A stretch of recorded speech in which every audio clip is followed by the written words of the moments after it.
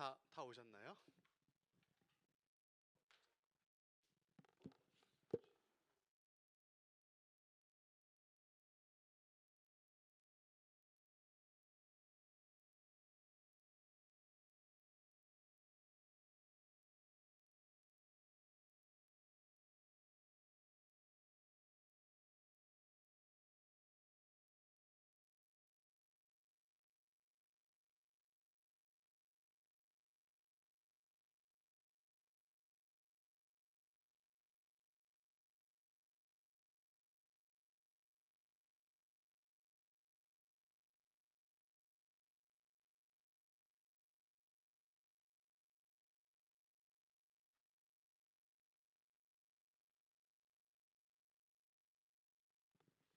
네, 할렐루야, 반갑습니다. 네, 예배도 새가족 교육 2주차와 4주차 강의, 하나님을 경외하는 지혜, 하나님을 아는 지성, 하나님을 경외하는 지혜라는 제목의 특강으로 오늘 2주차, 4주차 강의를 진행하도록 하겠습니다. 기도하고 시작하겠습니다. 사랑 많으신 주님 감사합니다. 하나님, 오늘 새가족 교육을 통하여서 하나님을 아는 그 마음이 우리 안에 부어지는 시간 될 수 있도록 주님, 우리를 다스려 주시옵시고 이 시간 은혜 베풀어 주시옵소서. 예수님의 이름으로 기도합니다. 아멘. 특별히 이제 오늘 하나님 경외하는 지혜, 원래는 하나님을 아는 지성이라는 강인데, 다음 세대한테도 저희가 핵심적으로 사실은 교육을 하게 되는 그 뼈대가 되는 이제 특강 강의이기도 하고요. 그리고 성인들도 사실 핵심적으로 좀 알아야 되는 역사와, 그리고 역사 가운데 하나님께서 주님의 뜻을 어떻게 이루어 가시는가, 하나님의 사람들을 통하여서, 교회를 통하여서, 그것을 우리가 전체적인 그림을 보고 구약과 신약, BC와 AD 전체를 통합해서 정말 그 안에서 우리가 예수님을 바라볼 수 있도록, 하나님의 그 뜻을 온전히 알 수 있도록 그렇게 우리가 함께 처음부터 말씀 중심으로 좀 살펴보는 그런 특강입니다. 그래서 제가 지금 표를 나누어 드렸는데, 저희가 이 표 두 개를 나누어 드렸죠. 그래서 이거는 지금 이제 하나님의 말씀의 역사와 이제 인간의 역사, 인본주의 역사가 두 가지가 어떻게 흘러가는지, 그리고 이제 성경의 뼈대와 하나님의 언약이 흘러감에 따라서 하나님의 그 약속이 성취되는 것과 가인 계열, 그죠? 바벨탑을 쌓는 인간의 인본주의적인 것들이 어떻게 심판으로 가고 하나님의 구원의 역사는 어떻게 이루어가는지를 제가 표로 이렇게 정리해서 나눠드렸고요. 또 이제 성경과 함께 일반적으로 우리가 이제 고전 인물이라고 할 수 있는 100년에 한 권 정도 살아남는 게 보통 고전이라고 할 수가 있습니다. 그래서 지금까지 영향을 미치는 사료들을 저희가 좀 통합을 해서 성경 중심으로 그 안에서 이제 정리를 한 게 이제 분류표인데, 그래서 결론부터 말씀드리면 이 두 가지를 기초로 해서, 그러니까 이것을 기초로 해서 저희가 다음 세대 우리 아이들도 교육의 뼈대로 삼고 있는 거거든요. 그래서 우리 아이들이 토요 학교라든가 주일의 교육도 성경 말씀과 함께 더불어서 하나님을 아는 중심으로 변화될 수 있도록 그런 포커스를 두고 이러한 교육을 진행하고 있습니다. 그래서 그런 내용들도 우리가 좀 이제 간략하게 이 시간을 통해서 좀 전체 큰 뼈대를 함께 또 공유하면 우리 부모님들이 자녀들 교육하는 방향성도 같은 방향성 안에서 그렇게 나가게 되면은 또 주님의 은혜가 있을 줄 믿습니다. 우리 다 같이 잠언 9장 10절의 말씀인데 한번 같이 읽어 보겠습니다. 시작. 여호와를 경외하는 것이 지혜의 근본이고 거룩한 자를 아는 것이 명철이니라. 많은 사람들이 지혜, 그러니까 정말 지혜를 찾다가 한평생을 허비하는 사람들도 허다합니다. 그러니까 결국 이 지혜는 자신의 그 마지막을 아는 지혜고, 인생이란 무엇인지를 아는 지혜고, 결국 태어난 목적과 자신의 그 마지막이 어떻게 될 건지를 아는 그 지혜를 세상에서 찾는데 찾을 수가 없죠. 왜냐하면 그 지혜는 주님 안에 있기 때문에. 그러니까 여호와를 경외하는 것이 지혜의 근본이다라고 했을 때, 그 정말 이 땅에서 우리가 이 땅에서 살아갈 수 있는 그 지혜는 주님 안에 있습니다. 그래서 주님을 경외하는 자만 주님께서 그 주님 안에 있는 지혜를 주시는 거죠. 그게 하나님의 마음이 부어지는 겁니다. 그러니까 인간의 이성으로도 되지 않고, 사실은 인간의 어떤 감정으로도 되지 않고, 의지로도 되지 않고, 오직 주님의 그 마음이 부어지는 그때만, 그 마음이 부어진다라고 하는 것은 주님께서 우리를 주님의 뜻을 알 수 있도록 우리의 눈을 띄워주시는 거예요. 그게 지혜의 근본입니다. 그래서 우리는 눈이 띄어질 때만 하나님을 진짜 말씀대로 경외할 수가 있는 거죠. 그게 지혜의 근본이고 명철이다라고 주님께서 우리에게 분명하게 말씀을 하셨습니다. 그래서 인본주의 길에 선 자들은 결국 이 표에도 그렇지만 수많은 사람들이 그 거짓된 지혜, 그러니까 결국 하나님을 경외하는 지혜가 아니라 바벨탑을 쌓는 지혜, 그러니까 인간의 그 길에 서서 가짜 잘못된 지혜를 추구하고 선악과를 먹은 그러한 죄의 결과로 말미암아 결국 사망까지 이어지는 게 계속된 사실은 인본주의 역사의 흐름입니다.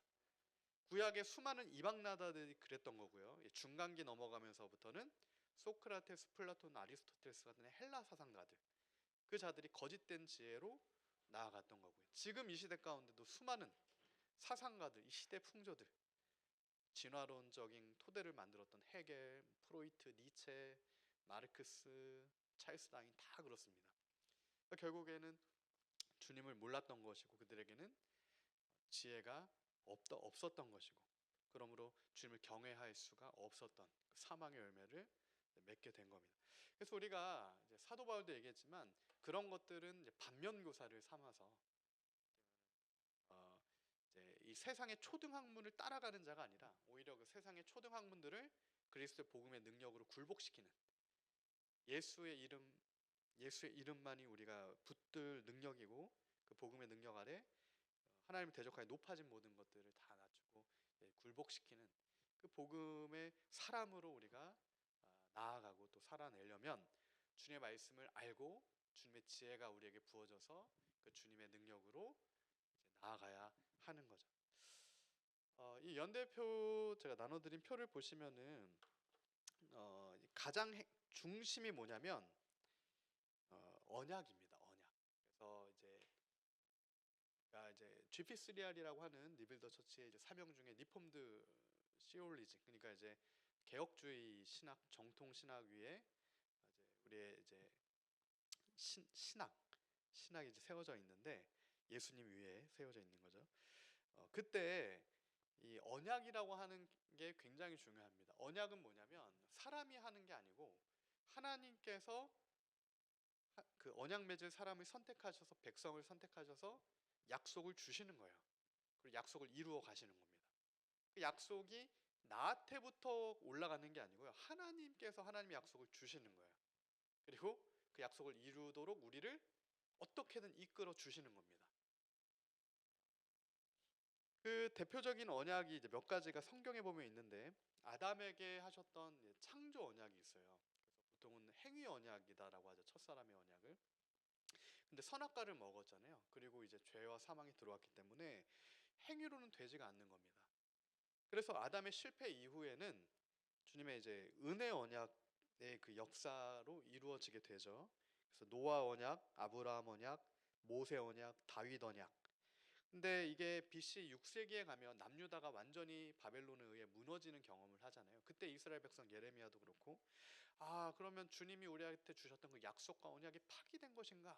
우리의 범죄로 말미암아 그 깊은 절망 가운데 들어가게 되면서 500년을 통과하면서 결국에는 새 언약, 옛 언약, 구약은 옛 언약이라는 뜻이잖아요. 구약의 옛 언약이 아니라 이제는 십자가의 새 언약, 그리스도의 피로 말미암은 구속의 은혜의 새 언약인 예수님의 그 새 언약이 예수님의 십자가 사건을 통해 오늘 우리에게 이방인 되었던 우리에게도 그 언약의 은혜가 미치게 되는 겁니다.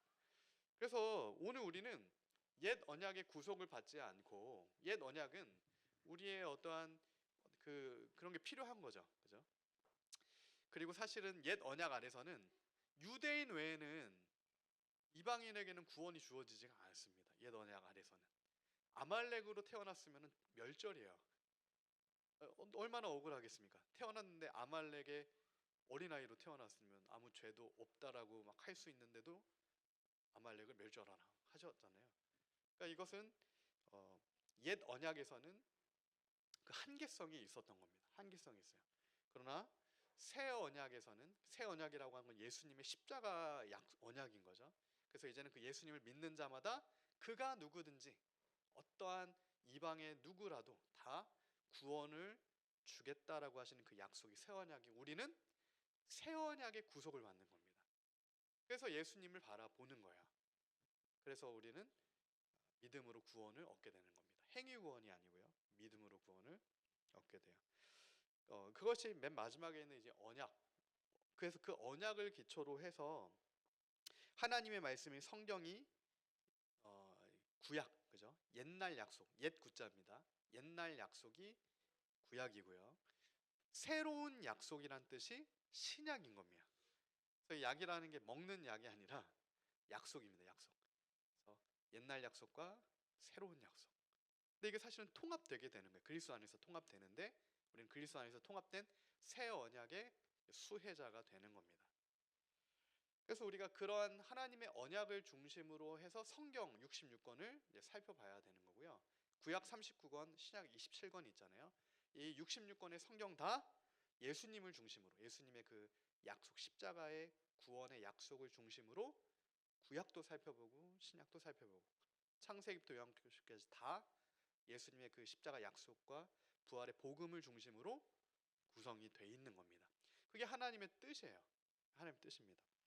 그러면 그 하나님의 뜻을 아는 백성의 역사는 어떤 역사가 되겠습니까? 여기서 하나님의 약속을 아는 백성의 파랑색, 그죠? 신본주의의 역사가 되겠죠. 하나님을 아는 백성의 그 언약 백성의 역사가 되는 거예요.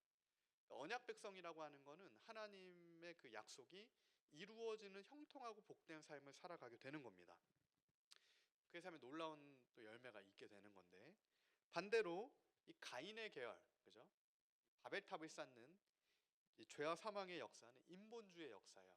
하나님을 아는 지혜도 없고 하나님의 뜻을 모르기 때문에 계속해서 자기의 성읍을 쌓게 돼서 결국 패망하게 되는, 가나안 문화와 혼합되고 바벨탑을 쌓게 되고 아수르, 바벨론, 페르시아와 같은 어떠한 힘과 권세와 군마를 앞장서서 나가는 것과 헬라의 사상과 제국과 중세 카톨릭, 완전한 혼합이잖아요. 중세 카톨릭의 혼합과 이후에 20세기까지 흘러오는 모든 사실은 선악과와 같은 철학사조들, 먹을 수 없는 초등학문들이 다 인본주의 사상입니다. 그래서 우리가 분명하게 알아야 할 것은 사도 바울이 우리한테 경고한 거예요. 초등학문과 복음을 섞지 말아라, 섞지 말아라. 그래서 우리가 자녀들을 가르칠 때도 사실은 석도로 가르치면은 큰일 나는 거예요. 그러니까 오히려 섞이면 안 된다를 가르쳐 줘야 되는 겁니다. 그래서 성경에도 가인의 족보도 나오잖아요. 가인의 족보가 나오고 언약 백성의 족보 두 가지를 다 보여줍니다. 가나안의 그 문화와 하나님 백성의 삶을 대조해서 사울의 불순종의 삶과 다윗의 순종의 걸음을 이렇게 보여주는 거예요. 엘리 제사장의 아들들과 사무엘을 대조해서 보여줍니다. 우리가 이 두 가지를 가지고 하나님이 없는 백성의 또 반면교사를 보고서 나를 점검하면서 죄를 또 다 제거하면서 그렇게 거룩한 길로 이제 가게 되는 거예요. 그래서 제가 보니까 하나님께서 사도 바울한테 그 모든 것을 다 경험하게 하신 겁니다. 미리. 만약에 정말 하나님 사도 바울은 그렇게 주님께 토로할 수도 있잖아요.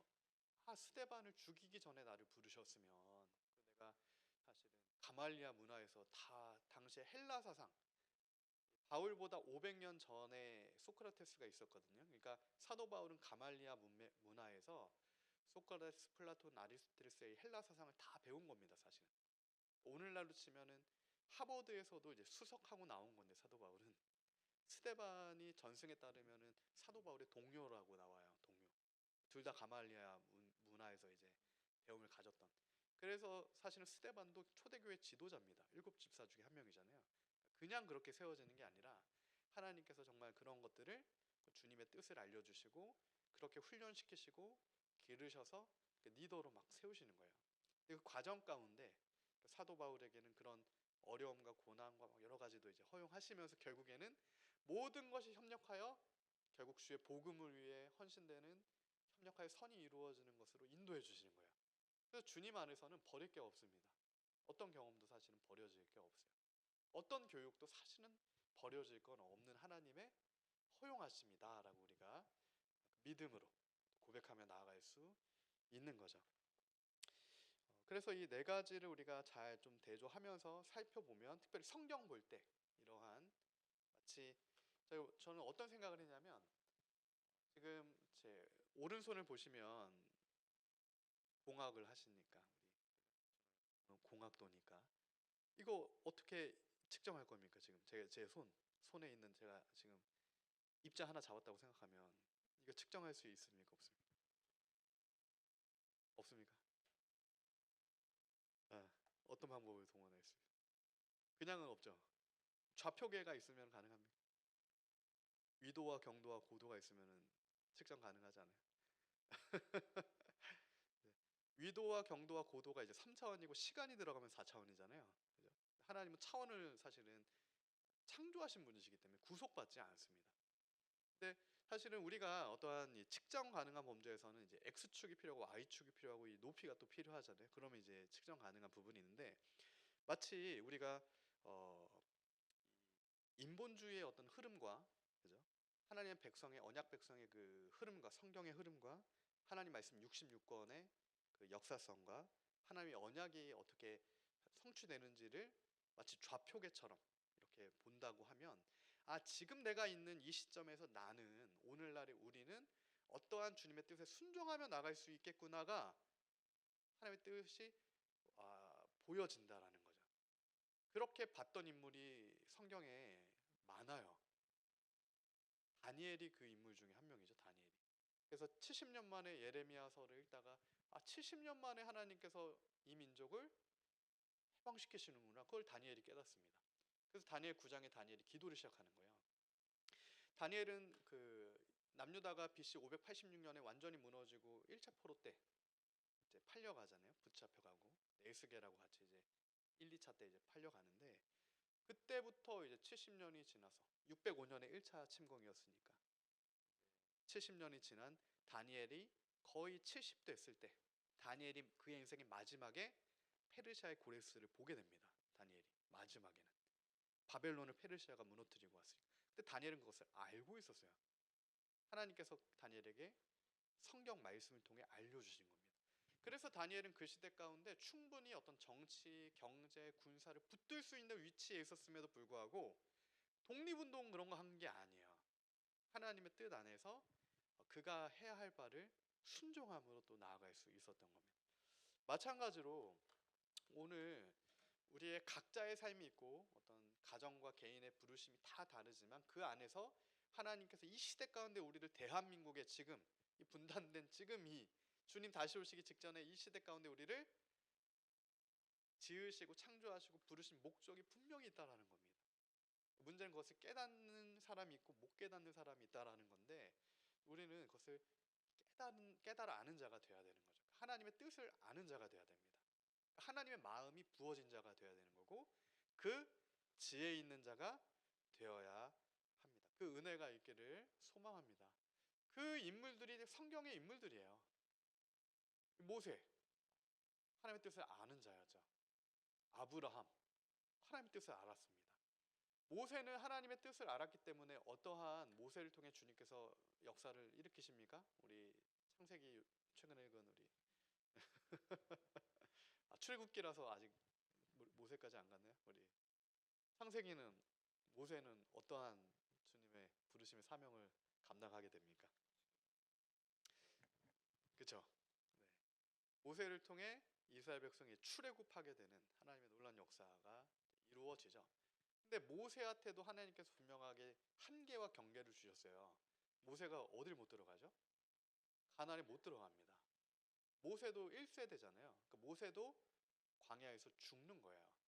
그러니까 출애굽 1세대 중에 광야로 들어간 사람이 없습니다. 하나님의 약속은 그대로 성취돼요. 하나님이 그렇게 말씀하셨기 때문에.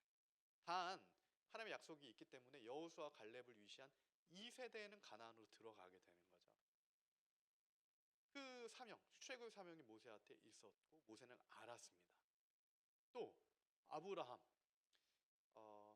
이 모세가 BC 15세기 인물인데 아까도 우리가 성경 얘기하다가 질문 하나 드리면 어려운 질문 하나 드릴게요. 창십사님 창세기는 누가 썼을까요? 창세기죠. 그죠? 하나님의 감동으로 우리가 성령의 감동으로 막 쓰게 되는데 힌트는 이 앞에 있습니다. 힌트. 창세기를 모세. 훌륭합니다. 생각보다 이거 어려운 질문이에요. 왜냐면 생각해 본 적이 없어서 우리가 누군가는 썼을 거 아닙니까? 창세기를. 그죠? 누군가는 성령의 감동으로 썼을 건데 그럼 누가 썼냐?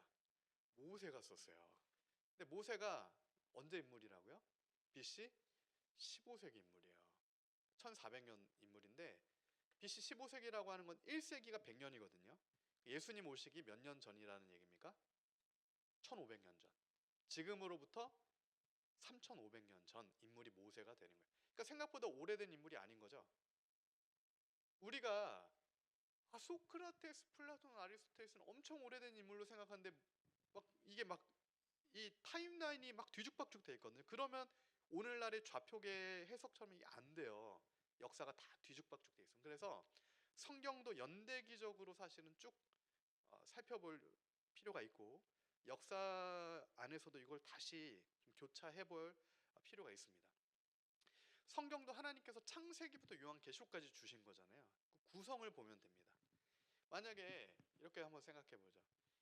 성경의 맨 처음 성경이 역사성을 몰라요. 성경의 맨 처음 성경이 요나서로 시작해서 중간이 말라기고 맨 끝이 만약에 저기 누구야 하바국으로 끝난다라고 하면 어떻게 해석을 하시겠습니까? 요나로 시작해서 하바국으로 끝나면 해석이 어렵습니다. 어려워요. 그냥 요나로 시작해서 하박국으로 끝나는구나. 근데 하나님께서 성경을 창세기부터 어떻게 지음 받았는지부터 어떻게 끝날 것인지를 마치 하나님께서 7일 동안 천지를 창조하신 것처럼 그 범주잖아요. 사실은 뒤죽박죽이 아닌 거예요. 그러니까 하나님은 굉장히 사실은 주님의 그 세밀하신 뜻으로 창조하시고 그 창조를 이어가시는 겁니다. 제가 또 그런 생각을 해본 적이 있는데 만약에 우리 같았으면 그 한계가 있으니까 급하니까 예를 들면 첫날 다 만들어야겠다. 그래서 첫날 사람 먼저 가장 중요한 것부터 처음에 하잖아요. 첫날 사람을 만들었어요. 근데 둘째 날 생각해 보니까 땅을 안 만들었어요. 빛이 없고 해가 없어요. 물이 없어요. 사람이 살 수가 없잖아요. 그렇게 만드신 게 아니라는 얘기입니다. 7일 동안 하나님께 어떻게 창조하셨는지 창세기에 굉장히 세밀하게 나왔잖아요. 첫날 무엇을 창조하셨습니까? 빛을 먼저 창조하시고 마지막에 안식하기 전에 사람을 창조하심으로 사람이 통치하고 다스리고 쉴 수 있는 것들을 미리 다 만들어 주신 거예요. 사실은 하나님의 그 뜻 안에 하나님의 형상을 닮은 형상대로 지음받은 사람을 위해 주님께서 창조를 하시면서 그 사람을 통하여 하나님이 영광을 받으시게 되는 주의 목적을 이루신 겁니다. 그리고 사람한테는 그것을 다스릴 수 있는 권세를 주신 거예요. 생육하고 정복하고. 가정도 처음부터 하나님이 주신 거라는 얘기입니다. 아담과 하와 처음부터 가정이잖아요. 그러니까 그 모든 하나님의 선하다고 하시는 그 창조 질서가 죄로 인해 망가져서 우리가 권세를 잃어버렸을 뿐이지 원래는 우리한테 주신 그 권세예요. 그 잃어버렸다가 예수님께서 십자가를 통하여서 우리에게 회복시켜 주신 복음의 능력의 권세인 겁니다. 그래서 우리가 이제는 왕 같은 제사장이 되는 거예요. 그것은 비유가 아닙니다. 너희는 왕이다, 제사장이다, 베드로, 바울이 그렇게 얘기하는 거는 그냥 듣기 좋으라고 하는 게 아니라 진짜 왕이고 진짜 제사장이다 이렇게 우리에게 말씀을 주고 있는 겁니다. 그러한 왕으로서 또 제사장으로서 선지자로서 그죠? 그런 하나님의 거룩한 백성으로서 주님의 뜻을 아는 자로서 BC 15세기의 모세 그리고 BC 20세기에 누가 있냐면 아브라함이 있습니다. 아브라함은 믿음의 조상이죠. 아브라함 굉장히 중요한 인물인데 저희가 자녀들을 교육할 때는 연도를 외우게 시킵니다. 외우게 시켜요. 그래서 10번, 20번 암기시켜가지고 이제 누적 반복시켜서 이제 외워야 됩니다. 역사는 중요한 걸 외워야 돼요. 그래서 BC 20세기에 이제 아브라함을 하나님께서 부르셔서 하나님의 백성들을 이제 이끌어 가시는 거죠. 그럼 우리가 이 아브라함과 모세만 가지고도 뭘 생각해 볼 수 있냐면 이스라엘 백성이 애굽에서 아브라함, 이삭, 야곱, 요셉 그리고 요셉 때 그의 형제들과 부모가 다 이집트에 들어가 가지고 거기서 고센 땅에서 몇 년을 기거하게 됩니까? 430년, 430년을 그 애굽에서 기거하게 되는 거예요. 처음에는 안 그랬죠. 처음에는 종이 아니었는데 어느 시점부터 종살이가 시작되는 거예요. 근데 그 역시 하나님께서 그들을 내보내려고 종살이 시키셨고, 그거보다 더 앞서서 우리가 생각해 보면 500년 전에 아브라함한테 하신 약속을 이루시려고 모세 때까지 그 430년의 기간이 애굽의 종살이를 시키신 겁니다. 이후에 좀 살펴보면 알겠지만 아브라함한테 하나님께서 약속하셨어요. 너의 후손들, 너의 자손들이 하늘의 별과 같이 빛나게 하겠다. 그리고 아브라함의 후손으로 예수님이 오심으로 모든 사망 권세를 깨트리시게 되는데, 그러려면 너희의 자손들이, 너희 후손이 애굽에 갔다가 종살이 하다가 4대 만에 돌아오게 될 거야. 이것을 BC 20세기 아브라함한테 하나님께서 약속을 직접 하신 거예요. 그럼 그 약속이 성취되기 위해서는 430년의 노예 생활이 필요했다는 얘기고, 그 노예 생활이 끝나면서 이제는 하나님의 뜻대로 430년의 출애굽을 해야 되니까 모세를 이집트의 왕자로 들여보내신 겁니다. 모세가 들어갔던 그 방주, 그 갈대 바구니를 테바라고 하거든요. 테바. 근데 그 테바가 노아가 탔던 방주를 테바라고 해요. 테바. 그러니까 무슨 얘기냐면 그 구원의 방주예요. 구원의 방주.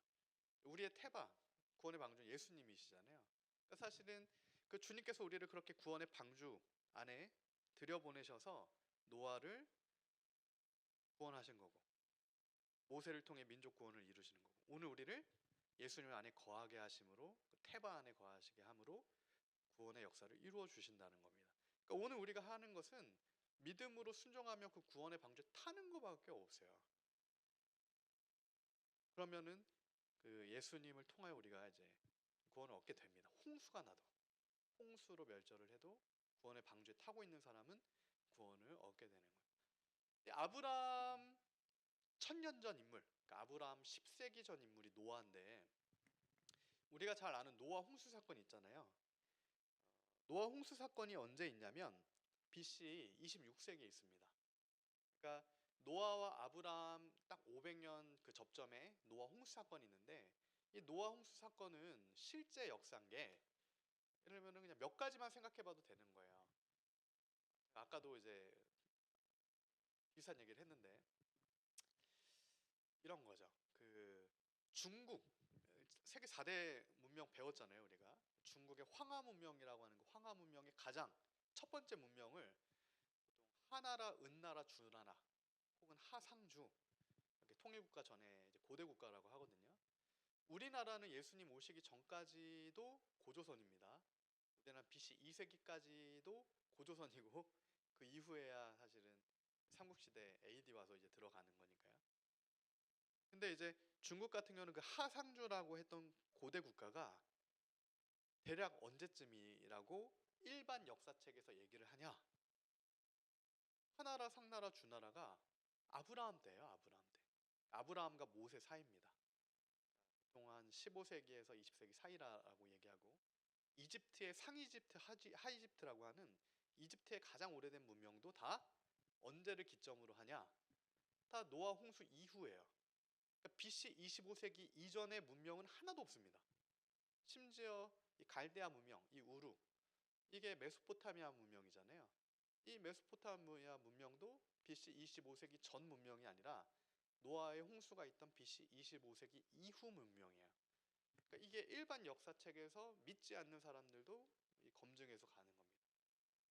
그러니까 그 위는 몇십만 년 전 구석기, 신석기 이렇게 하면서 이제 BC 25세기 메소포타미아 문명 이렇게 가는 거예요.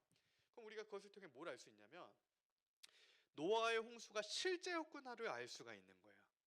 만약에 노아의 홍수가 가짜였으면, 이게 신화였으면, 지금 진화론에서 얘기하는 것처럼 인류의 역사는 수십만 년이 돼야 되고, 그러려면 가장 앞선 기록은 최소 10,000년 전 이상의 역사는 있어야 되는 겁니다. 없잖아요. 그죠? 이상하다고 생각해 보시지 않았어요? 지금 한국 역사도, 우리가 아는 역사는 BC는 고조선이잖아요. 그것도 고려시대, 고려시대랑 조선시대 그 삼국사기, 삼국유사 이렇게 쓰여져 가지고 우리한테 전해온 거지 동시대 역사서가 없습니다. 기록이 없는 거예요. 그러니까 인간의 역사가 생각보다 굉장히 짧은 겁니다. 성경이 그걸 증거하고 있는 거예요. 그러니까 우리가 성경의 역사를 그대로 믿고 사실 그 족보와 그것을 그대로 나가면 이게 엄청난 미혹이, 이 인본주의의 흐름에 엄청난 미혹이 지금 이 시대를, 이 100년을 장악하고 있는 거구나, 이것을 깨닫게 돼요. 찰스 다인이 종회기원을 쓰는 게 1860년입니다. 찰스 다인은 원래 그 직업이 뭐였는지 아세요? 찰스 다인이 진화론을 보통 만들었다고 하잖아요. 그 이론을. 실제 종회기원을 보면 원숭이가 사람이 됐다 이런 직접적인 표현은 있진 않지만 그런 뉘앙스를 막 얘기하거든요. 그걸 헤겔, 니체 뭐 이렇게 막 발전시킨 건데 결국 찰스 다인이 원래는 전도사였어요. 신학생이었습니다. 무슨 얘기냐면 19세기 중반까지 진화론이라고 하는 거는 있지도 않은 개념이에요.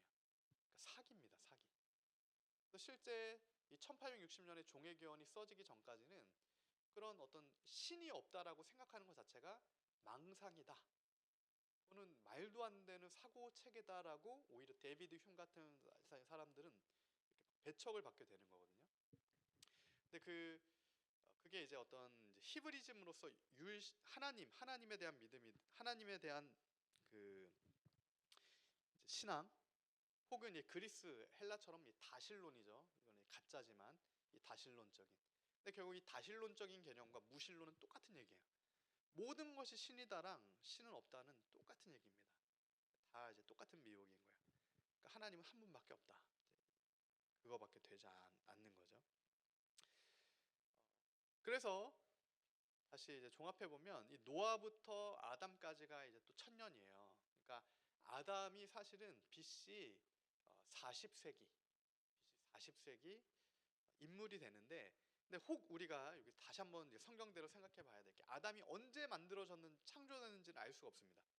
왜냐하면 아담이 선악과를 먹고 범죄하기 전에는 죽지 않았기 때문에 어떤 시간 개념이 들어가지 않아서 그 시간을 카운트할 수 없기 때문에 우리가 얘기할 수가 없어요. 그러나 아담이 분명히 성경은 뭐라고 얘기하냐면 선악과를 먹고부터 죄가 들어가서 죽음이 생기면서부터 천사를 못 살았잖아요. 960살 정도 살았나요? 900 중후반 정도 살았는데 아담이 죽을 때쯤 노아가 이제 태어나게 되는 거잖아요. 그러니까 하나님께서 계속해서 하나님의 백성들을 통하여서 주의 뜻을 이루어 가시기 위해서 한 명 한 명 한 명을 언약 백성을 이렇게 두시는 건데, 거기서 우리가 하나님의 섭리와 뜻을 이제 볼 수가 있는 겁니다. 그래서 세상에서 교육에서 가르친 진화론은 있잖아요. 거짓말이에요. 100년도 안 된 거짓말입니다. 그러니까 진화론이란 개념은 만들어진 지 100년도 안 됐어요. 인간의 몇천 년 역사 가운데 지금 일부분인데 엄청나게 이게 지금 대전제로 깔아 들어온 거예요. 그래서 우리의 싸움이 지금 대전제 싸움입니다. 진리 싸움은 이 대전제, 누구 대전제가 맞냐 이 싸움이거든요. 그래서 이제 해석의 싸움보다도.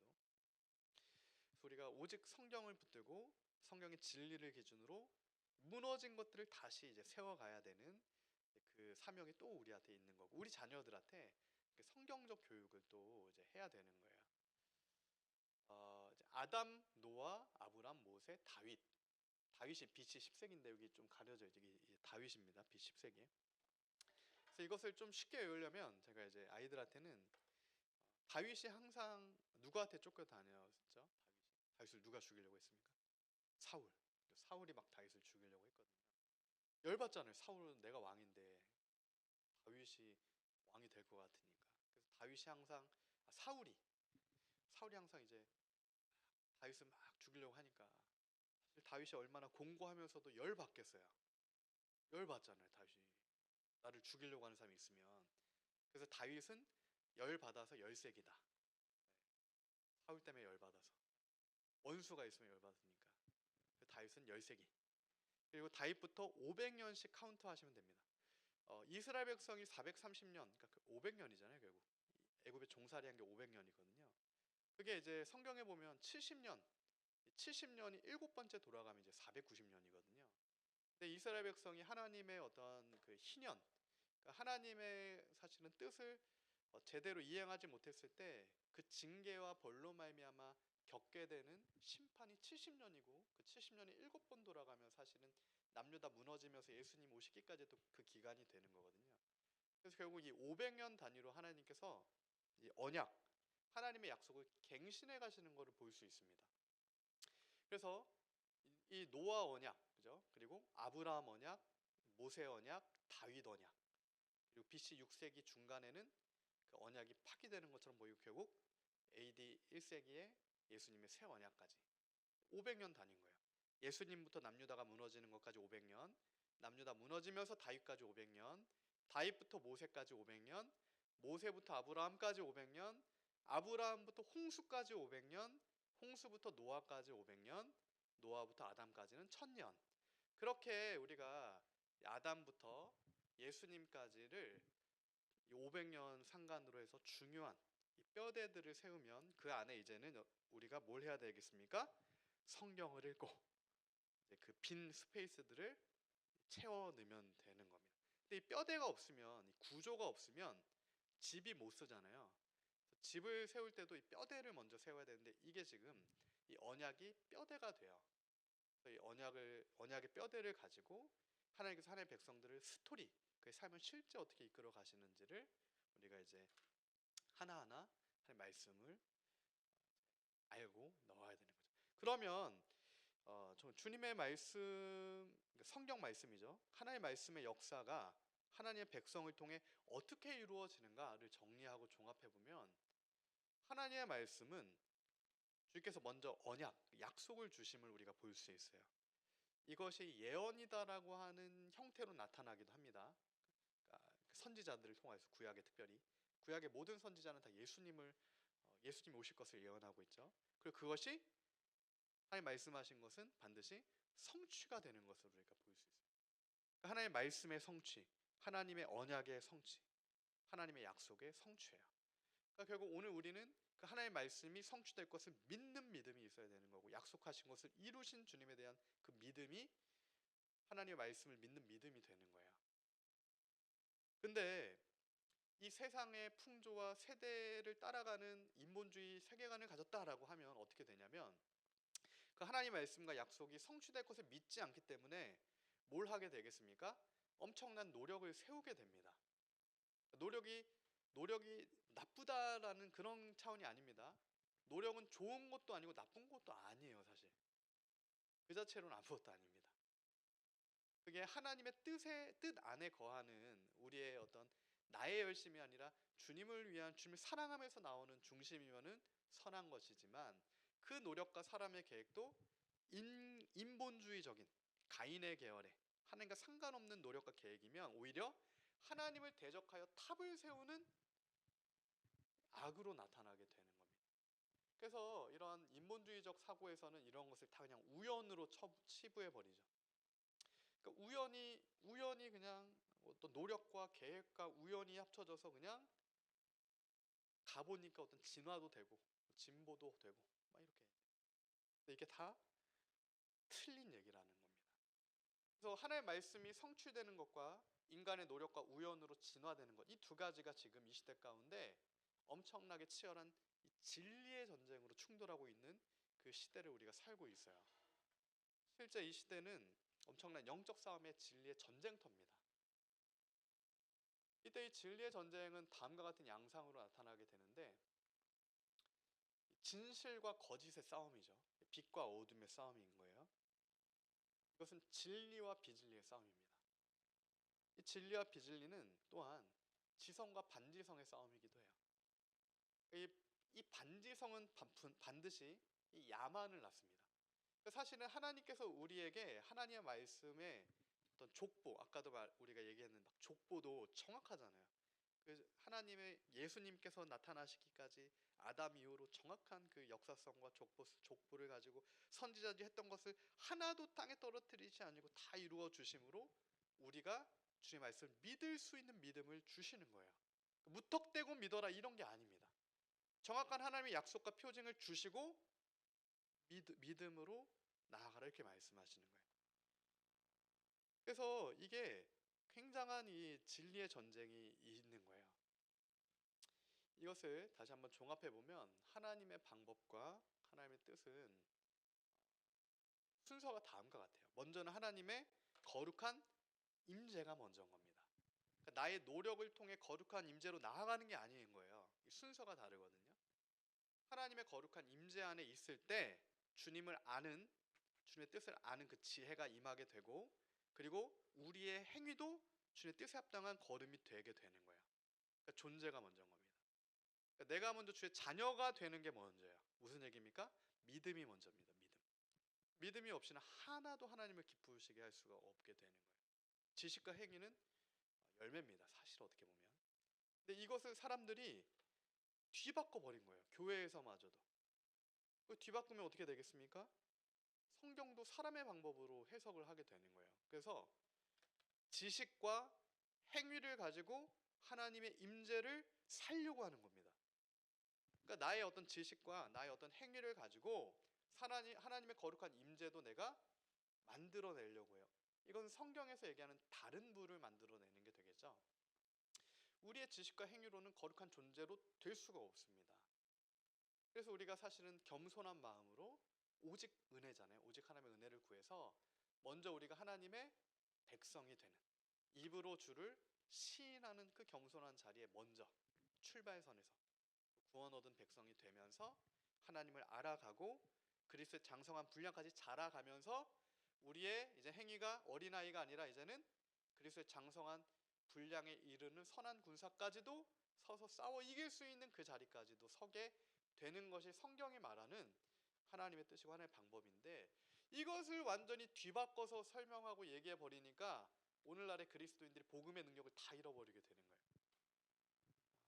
그래서 막 영성일기 쓰고, 그죠? 영성일기 막 이런 거. 그리고 사실은 너무나 성경적이지 않은 슬로건이 교회 안에 너무 많아요. 작은 예수가 되자, 막 이런 큰 교회에서도 막 그러더라고요. 작은 예수가 되자, 작은 예수 40일 새벽기도 막 이런 거 있는데, 예수님은 하나님이시잖아요. 어떻게 우리가 작은 예수가 되겠습니까? 하나님, 그 똑같은 얘기로 작은 하나님이 되자 이런 뜻이거든요. 다 섞은 거예요. 다. 영성일기는 헬라 사상의 완전 혼합물입니다. 그런 이제 막 그런 걸 통해 거룩해질 수가 없죠. 그죠? 말이 안 되는 개념과 말이 안 되는 것들이 다 혼합이 되어서 지금 그리스도인들의 눈을 다 가리고 있다. 그래서 우리에게는 다시 혼합과 미혹이 가려지고 걷어지고 하나님 말씀대로 하나님을 정확하게 하나님의 뜻을 알 수 있는 아버지의 은혜가 필요하다. 그래서 이상이 이제 서론이었고, 이제 이 서론을 가지고 이게 이제 저와 여러분이 앞으로 뭐라 표현해야 되나, 대전제인 겁니다. 대전제. 이 대전제를 가지고 이제는 그 우리의 삶과 역사와 실제적인 것들을 해석해 나가야 되는 거예요. 그럼 한번 적용해 보죠. 이 전제를 가지고 한번 적용해 보면, 제가 12가지 챕터로 한번 역사를 나눠봤습니다. 6,000년 되는 거죠, 역사가. 아까 제가 하나 빼먹었네요. 아까 그래서 이제 진화론의 가장 큰 미혹이 뭐냐, 구석기랑 신석기잖아요. 근데 구석기를 어떻게 배웠습니까, 우리가? 뭐가 구석기예요? 몇십만 년 동안 사람들이 막 이렇게 지내다가, 원숭이도 아니고, 그죠? 그냥 구석기. 사람들이 막 지내다가 어느 날 뭘 발견하게 됩니까? 불을 발견하고, 수렵 생활을 하다가 어느 날 농경을 시작하면서 신석기가 된다, 이렇게 배웠잖아요.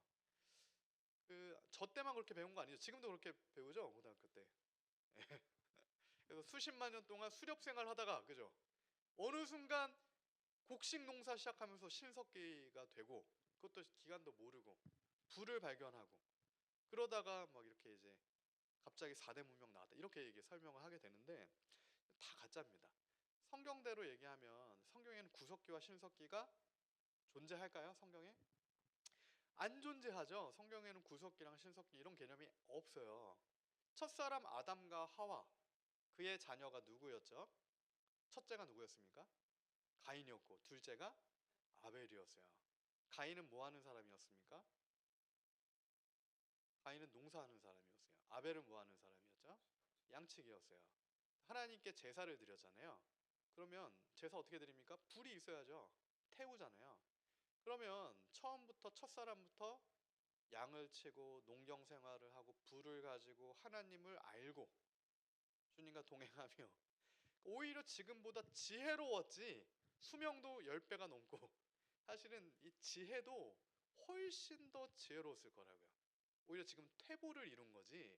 수명도 10분의 1로 줄었고 홍수 이후에 지혜도 무너져 버렸고 진보할 수가 없는 겁니다. 오히려 죄로 인해 타락하고 그 타락의 결과로 퇴보하는 거예요. 이 엄청난 사실은 시대적 미혹이 불과 100년 안에 이 시대를 이렇게 지배하고 있는 건데 완전한 거짓말이죠. 그래서 이것들을 다 우리가 다시 깨트려야 될 그 사명도 우리 시대에는 있다. 주님께서 다 밝히 보여 알려주시기 때문에 그래서 우리가 다시 한번 이제 교차 비교를 해보면 제가 그래서 두 번째 드렸던 이 성경 역사 고전을 분류해서 이 성경에 해당되는 1차 사료들, 그러니까 고전들, 결국 어떤 텍스트를 가지고 우리가 비교해 봐야 되는 거잖아요. 성경도 텍스트가 되니까요. 1차 사료들을 비교해서 뭐가 진짜고 그럼 뭐가 지금 우리를 속이고 있는 거냐를 직접 우리가 비교해 보는 거죠. 그랬을 때 우리가 비교해 볼 문서가 이제 모세오경, 특별히 창세기, 창세기, 출애굽기, 내위기, 민수기, 신명기, 모세오경을 모세가 써서 모세오경이라고 하는 거죠. 모세가 이 5가지 성경, 모세오경을 쓰는 거거든요. 그 모세오경이 BC 15세기에 쓰여지잖아요. 창세기부터 지금 출애굽하는 그 역사까지 모세오경에서 다루게 되는데 그 모세오경과 함께 우리가 무엇을 비교해 볼 수가 있냐면 일리아스 오디세이라고 하는 고전을 비교해 볼 수가 있습니다. 왜냐하면 출발선이 같아요. 어떤 출발선이 되겠습니까? 모세오경을 통하여서는 히브리즘이라고 하는 그죠? 이스라엘 백성, 하나님을 아는 하나님을 경외하는 그 백성의 출발선이 되는 거예요. 근데 동시대입니다. 13세기, BC 13세기예요. 예수님 오시기 1300년 전, 지금으로 치면 3300년 전에 일리아스 오디세이라고 하는 이 트로이 전쟁이 있었던 거거든요. 그래서 우리가 이제 조금 어렵지만 우리 자녀들한테 일리아스 오디세이를 읽힙니다. 근데 이게 보니까 순서대로 안 읽히면 또 이게 효과가 없어요. 이게 그래서 공부가 어려운데 성경도 그렇잖아요. 성경도 아무리 좋아도 시편만 읽어서는 이게 한계가 있습니다. 창세기부터 요한계시록까지 다 읽으면서 시편도 읽어야 되는 거죠.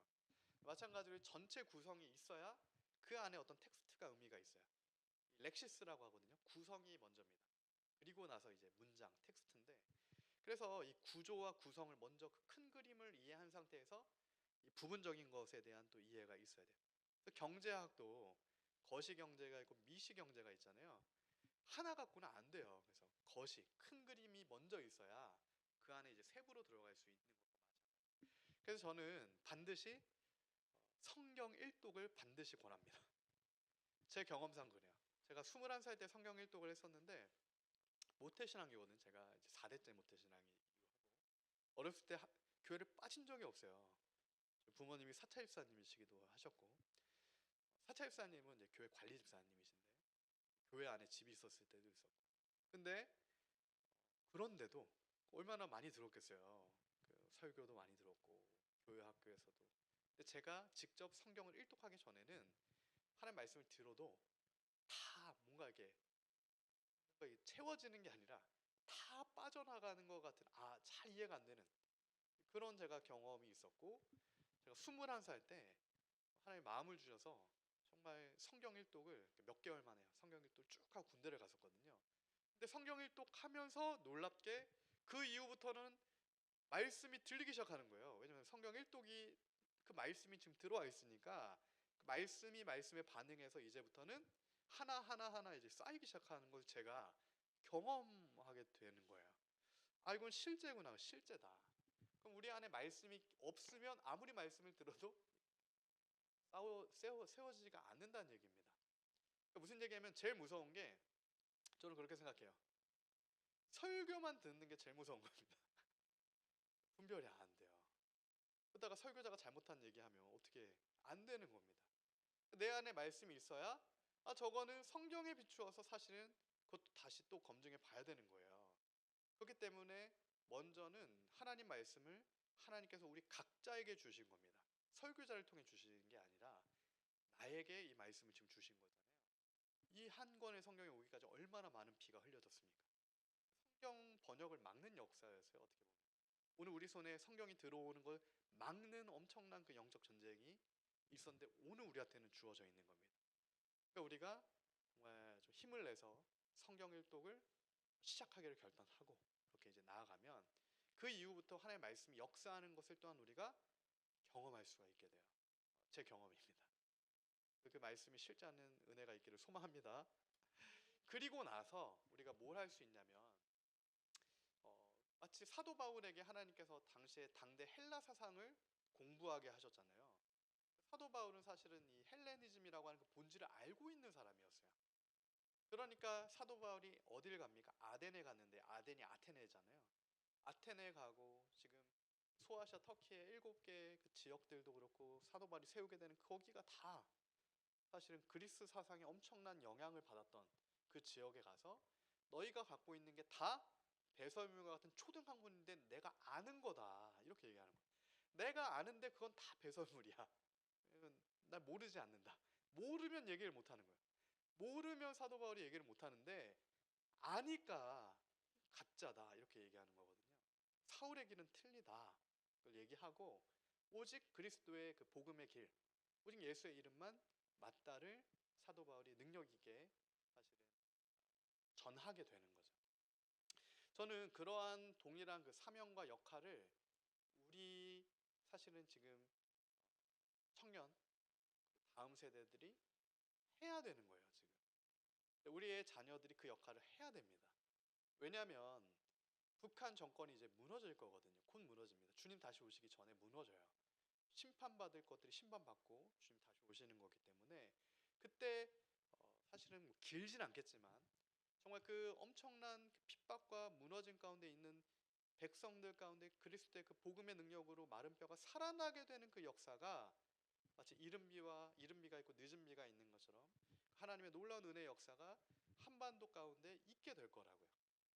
기간은 우리가 알 수 없지만, 그러나 분명한 그 사명이 우리 자녀들과 우리 다음 세대 가운데 있기 때문에 그것을 이제 감당하는 우리 자녀들과 다음 세대가 되려면 가정에서부터 우리가 하나님을 아는 그 뜻과 은혜가 우리한테 이제 먼저 있어야 되는 거죠. 그래서 이제 이것들을 이 시대를 또 볼 수 있고 다니엘처럼 해석할 수 있고 사도 바울처럼 그 안에서 주님의 뜻을 행할 수 있는 그런 지혜가 있는 우리 자녀들이 돼야 하는 건데, 그래서 이것을 우리가 비교를 해보는 것이 굉장히 중요한 부분이 있습니다. 이 신본주의, 하나님 아는 백성의 역사가 모세오경을 통해 어떻게 흘러가는지, 그리고 이 트로이 전쟁, 일리아스 오디세이를 통해 우리가 헬레니즘이라고 하는 사실은 인본주의가 굉장히 파생이 됩니다. 이 트로이 전쟁이라고 하는 것은 결국엔 이 바벨탑 사건은 홍수 이후에 바로 있잖아요. 이 바벨탑 사건이 아브라함 직전에 있게 되는 거죠. 사실은 그렇게 차이가 나지 않는 시대인 거예요. 그리고 이 일리아스와 오디세이 세계 최초 1차 세계대전인 건데, 이 전쟁을 통하여서 당시 그리스 300개 도시국가 엄청난 이 인본주의의 씨앗이 뿌려지게 돼요. 이 트로이의 장구, 재밌는 건 트로이 전쟁을 통하여서 당시에 이제 그리스 연합국가와 그리스 아테네 스파르타 연합국가와 이 트로이를 위시한 이 대륙군 해양 세력과 이 대륙 세력이 최초로 이제 전쟁을 하게 되는 게 트로이 전쟁이거든요. 누가 이기는지 아십니까? 이 트로이 전쟁에서. 그렇죠. 해양 세력이 이겨요. 트로이가 이제 몰락하잖아요. 그래서 그 트로이의 옛날 이름이 이제 일리움이라고도 하고, 그래서 일리아스입니다. 그래서 일리아스이기도 한데, 그때 트로이의 장군이었던 한 인물이 아이네아스라고 하는 인물이 있어요. 아이네아스라는 책도 베르길리우스가 쓴 고전이거든요. 나중에 보면 단테 신곡에 보면은 이제 그 베르길리우스가 나오기도 하는데, 아이네아스가 나오기도 하는데, 그 아이네아스가 트로이의 장군이었는데 나라가 멸망한 거잖아요. 트로이 전쟁은 실제 팩트로 밝혀졌습니다. 유물이 발견돼서. 또 19세기에 슐리만이 발견했죠. 그 이후에 이 아이네아스라고 하는 인물이 나라가 멸망했으니까 마치 오디세우스가 10년에 걸쳐서 고향으로 돌아가는 것처럼 살터전을 찾아서 막 이렇게 돌아다니게 돼요. 그때 배를 타고 어디에 들으려면 카르타고에 들리게 됩니다. 그 카르타고의 여왕이 누구였냐면 디도 여왕이었어요. 그 디도 여왕과 이 아이네스가 사실은 이제 어떤 연인 관계가 돼서 사랑하는 사이가 되는데, 이 아이네아스가 이 디도를 배신하게 돼요. 그리고 나서 디도를 배신하고 가서 만들게 되는 국가가 우리가 잘 아는 로마입니다. 로마. 그러니까 무슨 얘기냐면 이 로마의 뿌리가 이 트로이 전쟁부터 이제 뿌리가 있어요. 그러니까 헬레니즘 인본주의 로마 이 세계관의 형성, 이 모든 흐름이 지금 마치 모세오경부터 예수님 오시는 구약과 신약이 하나인 것처럼 이 흐름도 사실은 하나인 거예요. 하나인 겁니다. 재밌는 건 그때 디도의 카르타고가 디도 여왕이 이제 아이네아스한테 엄청난 저주를 하게 되거든요. 그래서 나오게 되는 노마와 카르타고 간의 엄청난 전쟁이죠. 한니발과 이제 전쟁을 하는 포에니 전쟁이 있잖아요. 포에니 전쟁. 그 포에니 전쟁의 기원이 또 그런 기원을 가지고 있게 되는 거예요. 그래서 이게 지금 제가 왜 이 스토리를 또 설명을 드렸냐면, 창세기를 보면 굉장한 사실은 개인에 대한 막 스토리들이 나오잖아요. 이 뼈대가 있고 그 뼈대 안에 구성 안에서 개인의 삶과 삶이 막 이어지는 그 스토리가 있어요. 이 두 가지가 다 우리 안에 인풋이 되고 해석이 되어야 오늘 우리의 삶도 또 해석이 될 수 있는 부분이 있습니다. 그래서 이 어떤 이 인본주의적인 흐름과 이 성경의 흐름이 또 이제 교차해서 우리가 또 해석해서 볼 수 있게 되는 거예요. 그래서 결국에는 정리하면 이 모세오경과 일리아스 오디세이를 함께 비교해서 보면 좋습니다. 왜냐면 일리아스 오디세이에서 뭘 배우려고 하면 안 돼요. 근데 문제는 그건 틀렸는데 왜 틀렸을까? 마치 사사기 읽듯이 읽는 거야. 사사기 왜 읽습니까? 사사기 안에 엄청난 사사기적 세계관, 그죠? 실패한 인생 군락대. 열왕기상 역대상하도 똑같잖아요. 그 중에 하나님을 경외하는 왕은 정말 소수고 다 인간의 죄성 가운데 막 이렇게 그것을 우리가 이제 보게 되는 거죠. 그래서 하나님의 은혜는 정말 크구나. 오히려 그것을 이제 볼 수 있게 되는 건데, 그래서 이 신본주의와 인본주의라고 하는 이 두 문명이 이렇게 또 확장이 되게 되는구나. 이것을 이제 알 수가 있게 되는 거예요. 그리고 BC 10세기에 아까 이제 말씀드렸던 5명 중에 가장 중요한 인물이기도 한 다윗 왕조가 BC 10세기 시작합니다. 10세기죠, 10세기. 다윗이 사울 때문에 열받아서 10세기. 다윗부터 500년 전이 모세, 그 500년 전이 아브라함. 이렇게 이제 지금 외우시면 됩니다. 지금 외우시고 기회가 되면 일리아스 오디세이, 헤로토스 역사도 같이 성경 다 읽고 기회가 되면 읽어보면 좋을 것 같아요. 저는 제가 정말 하나님께서 또 이런 공부할 수 있는 은혜를 주시고 보여주셔서 제가 저희 자녀들한테 먼저 이렇게 좀 이제 적용해 보고 있거든요. 그래서 나중에는 우리가 영어 성경도 읽잖아요. 그렇듯이 한국어로 다 이런 고전도 읽고 나중에는 또 영어로 이것을 읽으면 되게 좋지 않을까 이렇게 또 생각이. 그 이후에 이제 두 번째 챕터가 히브리 문명의 몰락인데, 히브리 문명이라고 하는 건 이제 북이스라엘과 남유다잖아요. 북이스라엘과 남유다 하나님의 백성들이 엄청난 고난을 받게 됩니다. 이 고난을 왜 받는지는 성경에 분명히 우리한테 증거하고 있잖아요. BC 10세기에 다윗 왕조가 세워지고 250년 만에 722년에 북이스라엘이 먼저 멸망합니다. 원래 남유다도 이때 멸망해야 되는 거거든요. 그때 미가 선지자, 나움 선지자 막 하나님 백성들의 심판을 선고합니다. 왜 그렇습니까? 이때가 언제입니까? 남유다도 그렇고 북이스라엘도 그렇고 여로보암 2세, 엘리야, 엘리사를 지나서 여로보암 1세 때 가장 민족이 번창했을 때, 가장 영토의 회복을 막 이루었을 때 심판이 선고되는 거예요. 굉장히 아이러니하지만. 그래서 그 하나님의 심판의 선고에 따라 먼저 북이스라엘이 아수르에 멸망하는데, 아수르에서 북이스라엘이 멸망하고 아수르가 남유다를 쳐들어오게 돼요. 근데 그때 남유다에는 누가 기도하고 있었어요? 남유다에 누가 있습니까? 히스기야가 있습니다. 히스기야. 하나님께서 히스기야의 기도를 들으시고, 회개를 들으셔서 개인한테는 개인의 그 병이 고쳐짐을 받게 되는 은혜를 주셨고, 히스기야를 통해서 민족을 또 구원하시는 역사를 나타내어 주셨어요. 그래서 이제 남유다는 심판이 유예되는데, 히스기야 이후에 남유다의 하나님의 엄청난 또 사실은 그 심판과 징계를 가지고 오게 되는 그 므낫세, 한 우상 숭배를 자행하게 되잖아요. 그래서 성경에는 므낫세 때 다시 남유다의 심판이 확정된다, 이렇게 이제 얘기하고 있어요. 그때 그 심판이 확정이 되었고, 근데 하나님은 오래 참으셔서 성경을 보면 심판이 확정됐는데 바로 무너지지가 않습니다. 한 세대가 더 걸려요, 무너지기까지. 그러니까 지금 히스기야, 그 므낫세 때 심판이 확정됐는데도 바벨론에 이어 1차 포로된 게 BC 605년이잖아요.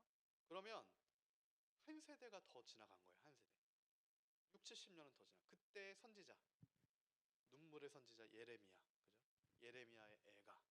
제가 금요기도회 때 제가 계속 예레미야서를 보고 있는데, 예레미야가 계속 선언하는 거예요. 근데 예레미야 선언은 결국엔 다니엘과 에스겔이 하나님의 뜻을 그 포로 때도 붙들기 위한 하나님의 말씀의 선언이 되는 것을 우리가 볼 수 있어요. 그러니까 그 예레미야 때는 모릅니다.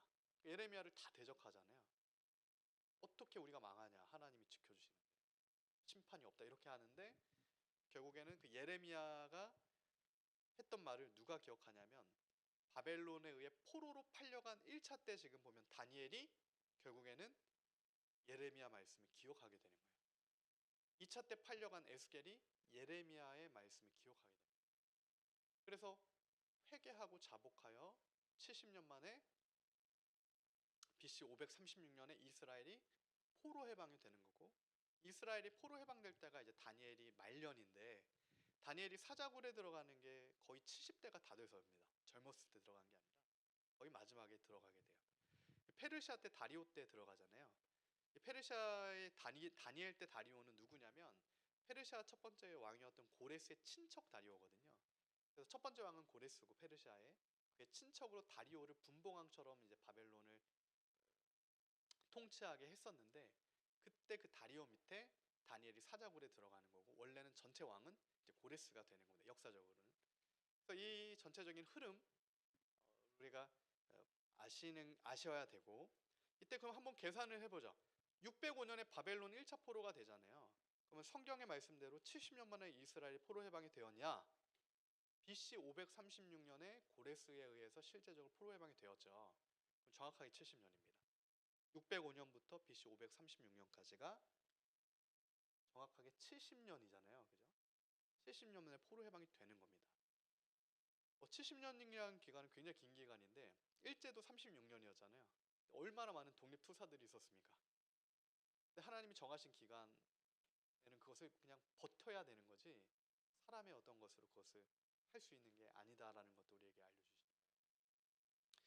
그리고 만약에 이것을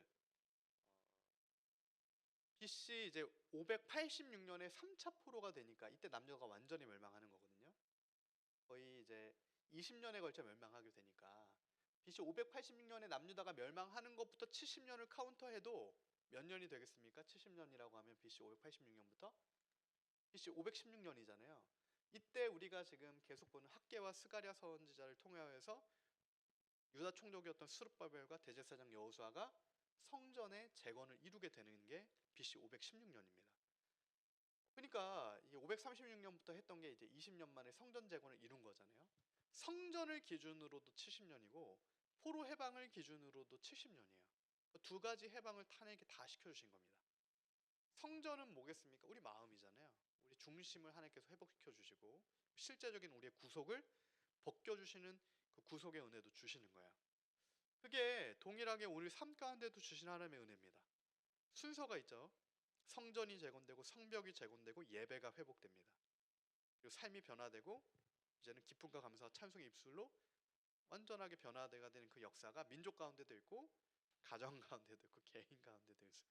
성경은 항상 그렇습니다. 개인이 가정한테 연결되고 가정은 교회에 연결되고 교회는 나라 민족으로 연결돼요. 이건 하나님의 창조 섭리이기 때문에 실제 그렇게 돼요. 그래서 성전이 재건되고 예배가 회복되고 성벽이 재건되고 이 느헤미야가 짝을 이루는 선지자가 이 말라기 선지자잖아요. 구약의 39권의 마지막 선지자가 말라기거든요. 학개, 스가랴, 에스더, 다니엘, 에스겔 이 선지자들이 다 이 성전 중심으로 성전이 무너지면서 포로된 상태에서 다시 어떻게 회복을 이룰 것인가에 대한 사명을 받았던 인물들이 선지서 이후에 다니엘, 에스겔, 학개, 스가랴, 말라기 이런 선지자들인 거거든요. 그러니까 성경을 우리가 볼 때도 이런 역사성 안에서 제가 나눠드린 표대로 성경 연대를 다시 한번 이렇게 교차 비교하면서 읽으시면 좀 도움이 될 겁니다. 제가 드릴 수 있는 거는 어떤 가이드적인 거예요. 그러니까 성경을 우리가 어떻게 더 좀 이렇게 하나님의 뜻대로 볼 수 있겠는가라고 하는 조금의 도움을 좀 드릴 수 있다면 감사한 거죠. 그래서 결국 이 재건도 보시면은 3차에 걸쳐서 일어나는 것을 볼 수 있어요. 1차는 성전이 재건되고 2차는 에스라 때 예배가 회복되며 마지막으로 3차 때 BC 444년에 느헤미야를 통해 성벽이 재건되게 된다. 제가 이제 우리 다음 세대 아이들한테는 이 표를 다 외우게 하거든요. 외우더라고요. 근데 이제 문제는 한 달 있으면 까먹는 게 이제 문제라 계속 이거는 계속 누적 반복할 수밖에 없고 그 사이에 책들을 읽어 나가면 이것들이 쌓이게 됩니다. 제가 그것을 많이 봤는데 지금 우리 토요학교에서도 이 순서대로 가는 거예요. 그래서 지금 성경을 읽으면서 웨스트민스터 교리를 하면서 일리아스 오디세, 헤로토스 역사, 펠레폰 전쟁사 끝나고 지금 이제 BC 마지막 부분에 이제 소크라테, 플라톤, 아리스토텔스의 잘못된 사상이 왜 잘못됐는가를까지도 훑어보고 있는 그런 게 있어요. 그래서 이때 이제 헤로토스의 역사는 굉장히 중요한 책인데 왜냐면 책 중에 그런 책 보신 분 있나요? 성경과 5대 제국? 들어보셨죠? 성경과 5대 제국 뭐 이런 책. 그때 성경과 5대 제국 같은 거 쓰려면 사료가 필요하잖아요. 어떤 사료가 필요한데 참고할 수 있는 1차 사료는 성경을 제외하고는 헤로토스 역사밖에 없습니다. 이 당시 사료가. 헤로토스 역사랑 요세푸스밖에 없는데 헤로토스 역사 같은 경우는 BC 6세기, 7세기 사료이기 때문에 1차 사료고 요세푸스 같은 경우는 AD 70년에 이스라엘 무너졌을 때 총사령관이 요세푸스였기 때문에 유대 고대사를 썼을 때 이 구약가지를 다 다뤘던 사료거든요. 그래서 그 시대를 우리가 어떤 문서를 찾아보려면 헤로토스 역사, 펠레폰네 전쟁사, 뭐 요세푸스 그 정도밖에 없습니다. 그러니까 결국 그 한두 권 읽었냐 안 읽었냐의 차이예요. 이제 보니까 어떤 몇천 권이 아니라 한두 권 읽었냐 안 읽었냐로 차이가 엄청나게 벌어집니다. 우리 특별히 아이들은 그래요. 그렇게 돼요. 그래서 이것을 어렵지만 이게 근데 두꺼워요. 문제는 헤토 역사 같은 경우는 거의 뭐 1000페이지거든요. 그래도 어떤 몇백 권 읽는 것보다 그거 하나 읽는 게 훨씬 유익이 있는 게 1차 사료이기 때문에 그런데 이렇게 되는 거예요. 어제도 뭐 지하사모가 얘기했지만 하버드대 교수 마이클 샌델 엄청나게 몇 년 전부터 정의란 무엇이냐 막 얘기하잖아요. 마이클 샌델이 우리 앞에 서 있다고 생각해 보시면 마이클 샌델이 정의란 무엇인가를 막 얘기하잖아요. 마이클 샌델이 얘기하는 정의는 누구의 정의를 마이클 샌델이 정의 내리겠습니까? 찾아보면은 소크라테스, 플라톤, 아리스토텔레스의 정의를 가지고 정의란 이런 거다 이렇게 얘기해요. 그 수업을 보면 헬라 사상을 가지고 20세기에도 그거 가지고 이게 정의다 이렇게 얘기한대요. 근데 그 정의를 얘네들이 한 거 보면 에우다이몬 결국 귀신의 음성 듣는 걸 얘기하는 거거든요. 결국엔 그러니까 막 하버드도 다 지금 명상부터 해서 다 혼합되어 있는 건데 그런 것들이 완전한 미혹이고 이제 거짓말이다라는 것을 대전제에서 우리가 대전제에서 그거는 그런 의도도 아니고 완전히 잘못된 해석이고 그 정의는 그 정의가 아니다라는 걸 얘기하려면 아무리 하버드대 교수 마이클 샌델이라도 그 사람이 읽었던 근거로 하는 1차 사료를 같이 읽었을 때 사도 바울처럼 아덴에 가서 그 잘못된 것들과 싸울 수가 있게 되는 겁니다. 어떻게 보면 이제 변증까지도 가능해지는 부분이 있는 거죠. 그래서 하나님께서 우리 아이들을 이렇게 공부하게끔 은혜를 주시는 것도 있다라고 저는 생각하는데, 하나님 말씀도 공부잖아요. 어떤 면에서 읽어야 이해가 되는 것이 성경을 읽지 않고 이해할 수 있는 방법은 없는 거예요. 기본 우리에게 주신 겁니다. 그래서 이제 그 부모님들도 헤로토스 역사, 펠레폰 전쟁사 같은 경우 성경을 다 읽으신 분들. 다만 가장 중요한 건 성경입니다. 성경도 안 읽고 이런 거 읽으면 이상해져요. 그래서 그렇게 하면 안 되고, 성경이 정말 최소 몇 번 읽어서 이렇게 잘 장착이 돼 있고 할 말씀에 뿌리가 내려져 있으면 이런 것들을 통해서 우리가 사사기 보면서 영향받지 않는 것처럼 오히려 이런 것들을 우리가 복음으로 변화시키는 거기까지 나아갈 수가 있게 되는 거죠. 그래서 이때 헤로트 역사와 함께 성경이 어느 시대냐, 이제 사무엘, 열왕기, 역대, 요나, 다니엘, 에스더, 이 시대가 이제 동시대가 되는 거잖아요. 그죠? 출애굽 이후에 사사기를 뚫고 다윗 왕조 이후에 북이스라엘 남유다, 이때 이 세상에선 이런 이제 역사가 흘러가는 거구나, 이런 걸 이제 교차 비교하면서 오늘 우리가 사는 이 시대가 또 있으니까요. 이런 것들을 우리가 알게 되는 거죠. 시간이 많이 갔는데 우리가 이제 빠르게 가겠습니다. 그래서 이제 제가 다음, 그럼 성경, 그게 제가 여태까지 드렸던 말씀이 진짜냐 아니냐 검증이 필요한 겁니다. 이게 제가 말한다고 앞에서 말하니까 다 맞다 이게 아니라, 그럼 실제 우리가 한번 찾아보죠. 성경이 정말 그렇게 얘기하고 그렇게 성취가 된 건가? 먼저 예레미야 29장 10절을 한번 보죠. 29장 10절을 보면 다시 같이 한번 읽어보겠습니다. 시작.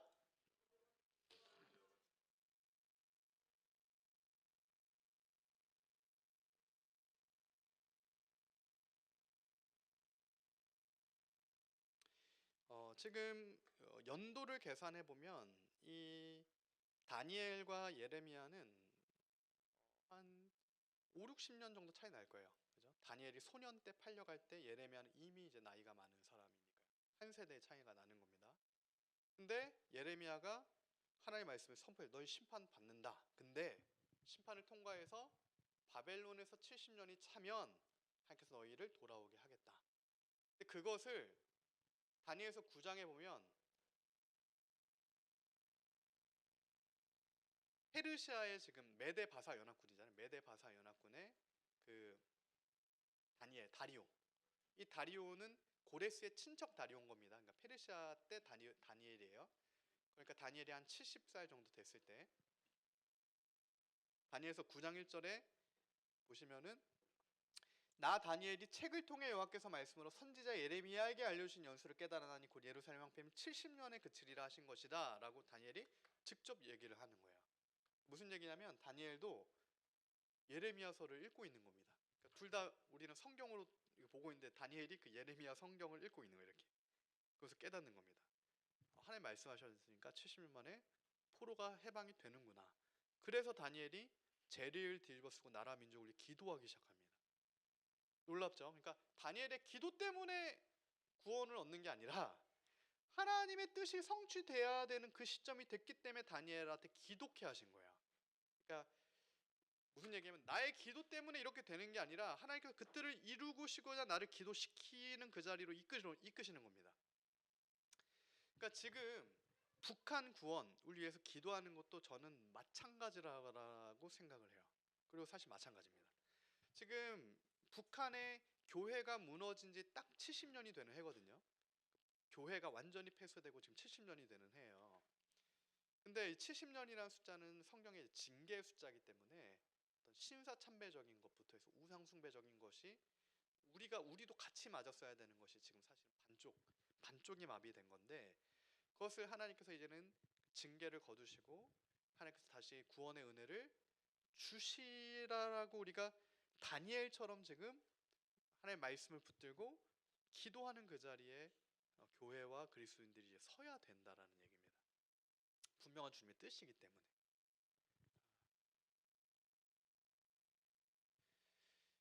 이것을 하나님께서 이사야를 통하여서 이스라엘 백성이 포로 70년 만에 포로 해방되는 것을 또 미리 알려주셨어요. 제가 지금 왔다 갔다 해서 지금 연도 개념이 없으면 조금 헷갈리실 수도 있는데 괜찮습니다. 지금 그 뼈대들을 하나씩 그냥 만드시면 돼요. 예레미야부터 다니엘부터 이사야 선지자까지. 이사야는 아까 BC 722년에 헷갈리시면 제가 드린 연도표를 보시면 됩니다.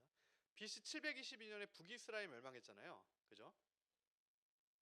그건 안 헷갈리시죠? 북이스라엘 언제 멸망했는지는. BC 722년에 북이스라엘이 멸망할 때 남유다의 그 선지자가 누구였습니까? 이 표를 보시면 이사야예요. 이사야가 누구한테 조언을 해줍니까? 히스기야한테 조언을 해주잖아요.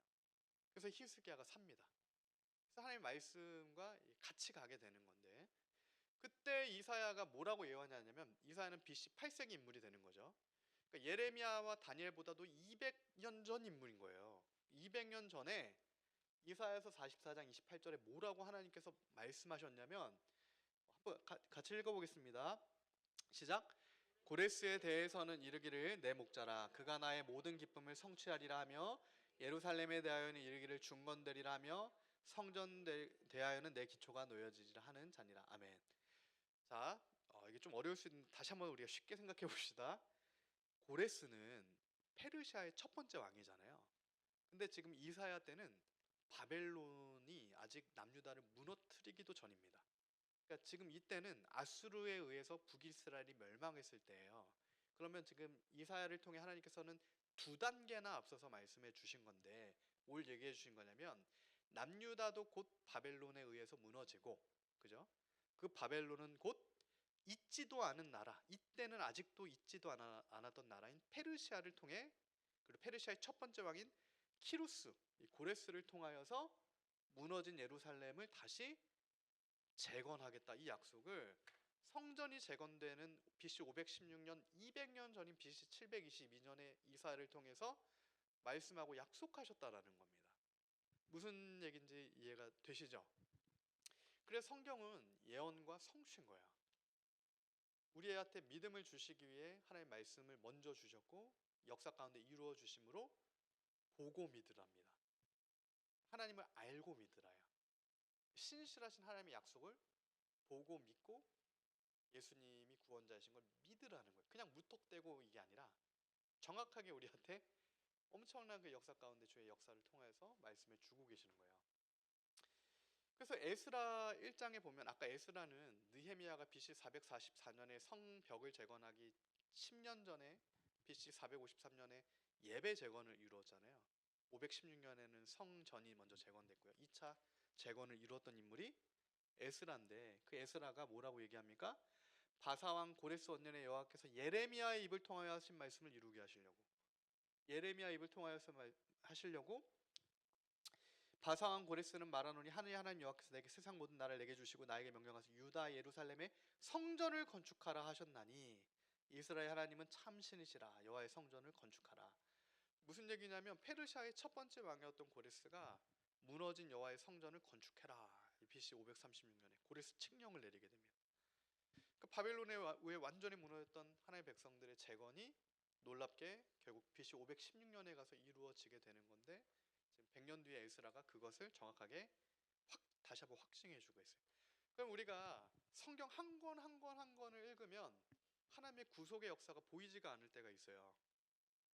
어떤 한 구절 한 구절 큐티식으로 보면 전체 그림이 보이지 않을 때가 있어요. 그래서 우리가 어떤 면에서 큐티식으로 성경 읽는 걸 지향해야 됩니다. 그러니까 그렇게 하면 안 돼요. 큐티라고 하는 것도 굉장히 현대적인 방법인데, 성경적인 묵상은 큐티가 아니라 하나님의 말씀을 읊조리는 게 원래는 묵상의 원어적인 뜻이거든요. 하나님의 말씀을 계속 읽어 나가는 겁니다.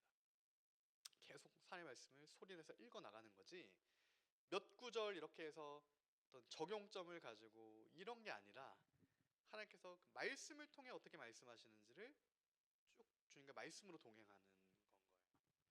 그때 우리 삶까지도 주님께서 말씀으로 통치하시는 것을 우리가 경험할 수 있게 되는 겁니다.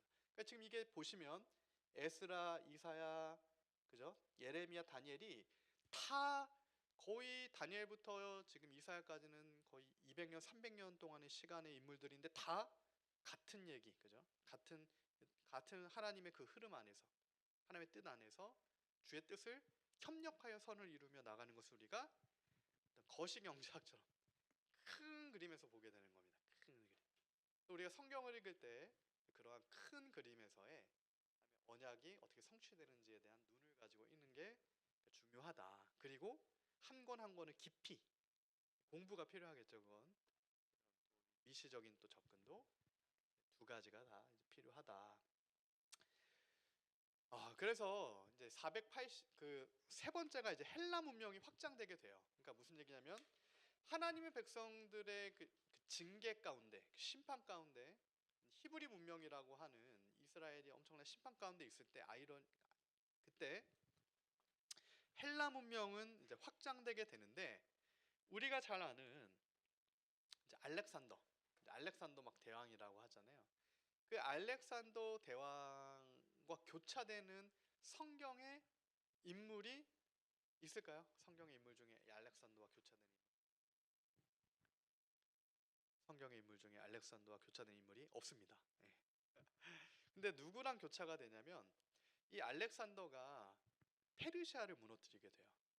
그래서 BC 333년, BC 333년경에 알렉산더가 페르시아를 멸망시키면서 헬라 제국을 완성시키게 되는 거죠. 그리고 그 알렉산더의 헬라가 결국 헬라 로마, 헬레니즘이라고 하는 사실은 이 헬라 로마 그리고 지금의 이 문명, 인본주의적인 이 문명까지도 한 기초의 통합을 이루게 되는 겁니다. 그러니까 이것은 우리가 사실 저항해야 되는 거지 그 안에서 구속돼야 되는 이 문명적 흐름은 아니라는 얘기인 거예요. 이 헬라적이면서 로마적인 통합이 이 시대 철학의 이제 또 사조가 되는 겁니다. 그때 이제 알렉산더가 나오기 전에 BC 438년에 아까 BC 13세기에 이보다 1000년 전에 트로이 전쟁이 있었는데 트로이 전쟁 이후에 다시 한번 세계 대전이 일어나게 되는데 우리가 아는 페르시아 전쟁입니다. 똑같은 전쟁이에요. 트로이와 그리스 해양 세력과의 1000년 전 전쟁이 다시 한번 페르시아의 대륙과 그리스 300개 도시국가 연합인 그리스의 전쟁으로 해양과 대륙 세력이 패권 전쟁을 벌이게 되는데 그때 이 페르시아 전쟁에서 누가 이깁니까? 또 아테네 스파르타가 이겨요. 그리스 국가가 이깁니다. 페르시아가 지게 되는데 이것도 하나님의 놀라운 섭리예요. 원래 페르시아는 그리스에 졌어도 아무 영향이 없었습니다. 워낙 사실은 강대한 국가였기 때문에 충분히 다시 뭐 쳐들어오려면 쳐들어올 수 있었고 그래서 이 페르시아 전쟁 이후에 이제 아하수에로 때 다시 쳐들어가는 겁니다. 다리우스 때 실패했었기 때문에 그때 막 마라톤 전투부터 해서 막 우리가 아는 살라미스 해전 이런 것들이 다 여기 나오잖아요. 이 페르시아 전쟁의 역사를 다룬 게 또 1차 사료로서 아까 말씀드린 헤로도스의 역사고 이 페르시아 전쟁에 해당되는 성경의 어느 인물 때겠습니까? 이 480년경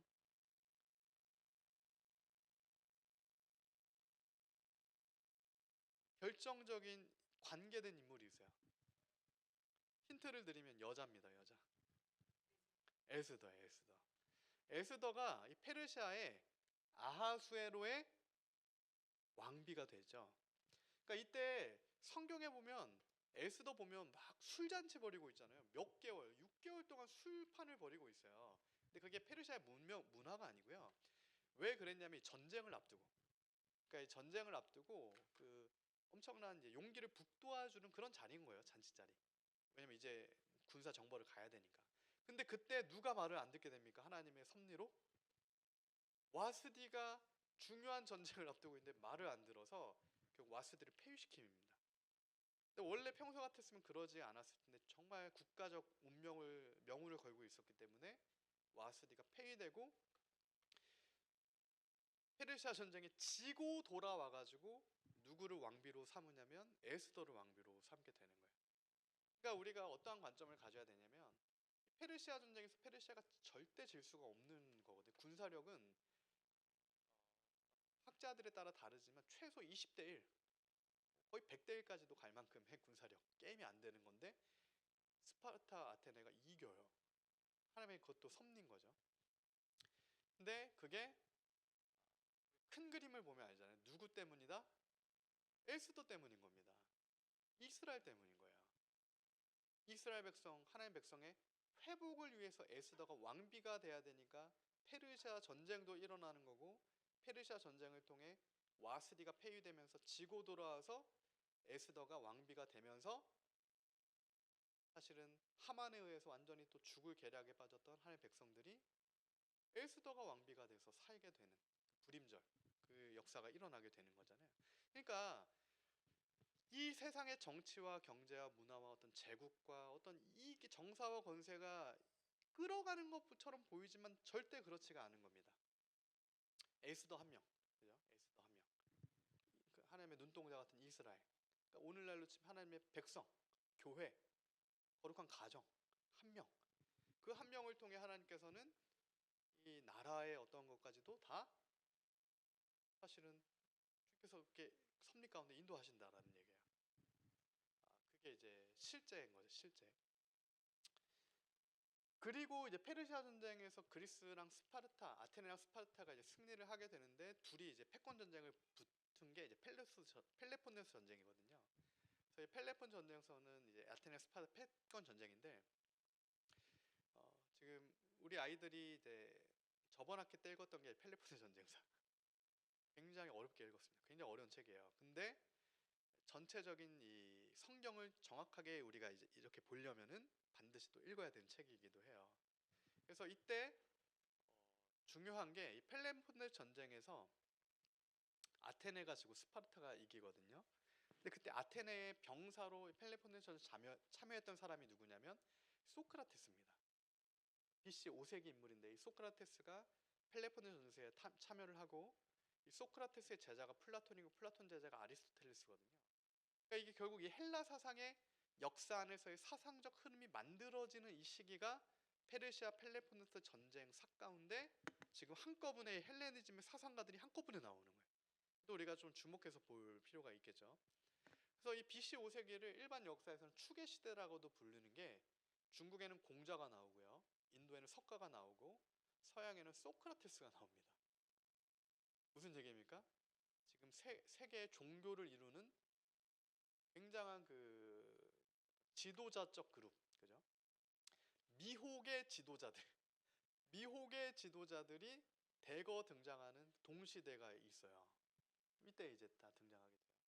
그러니까 무슨 얘기냐면, 다시 얘기하면 이 소크라테스, 플라톤, 아리스토텔레스의 헬레니즘이라고 하는 건 단순히 문명적 철학적인 게 아니라 공자의 유교, 그죠?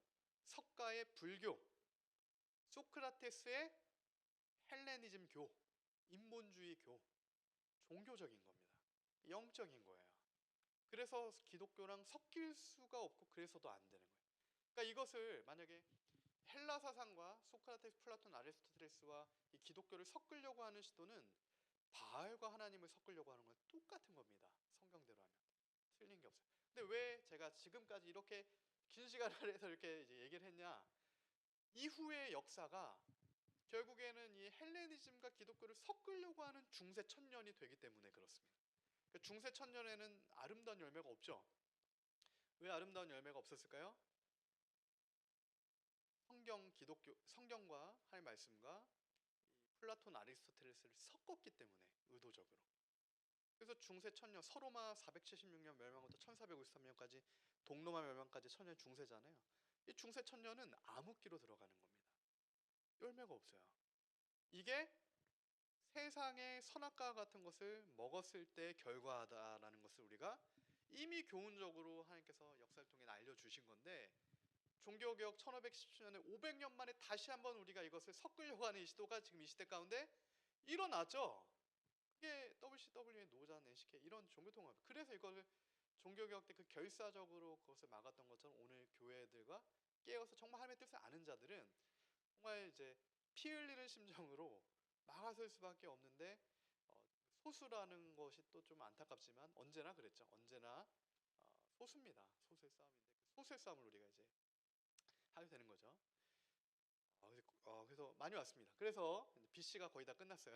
그래서 여기 보시면 그래서 이제 알렉산더의 헬라 제국이 BC 333년에 통합을 이루면서 100년 전에 있었던 소크라테스, 플라톤, 아리스토텔의 사상을 이 헬라 제국이라고 하는 하드웨어의 소프트웨어를 헬라 종교, 인본주의 종교로 깔아놓게 되고 그것을 그대로 받아서 세운 게 로마 제국이 되는 거겠죠. 로마. 그래서 그리스 로마 이 하나입니다. 그것을 성경의 어느 인물이 보게 됩니까? 앞으로 있을 나라들 바벨론부터 시작해서 바벨론 다음에 페르시아가 나오고 페르시아 다음에 알렉산더 헬라 제국이 나오며 그 다음에 헬라 제국 이후에 로마가 나오고 그 다음에 그 제국 그죠? 정치와 권세로 나가는 것을 다니엘이 보게 되는 거죠.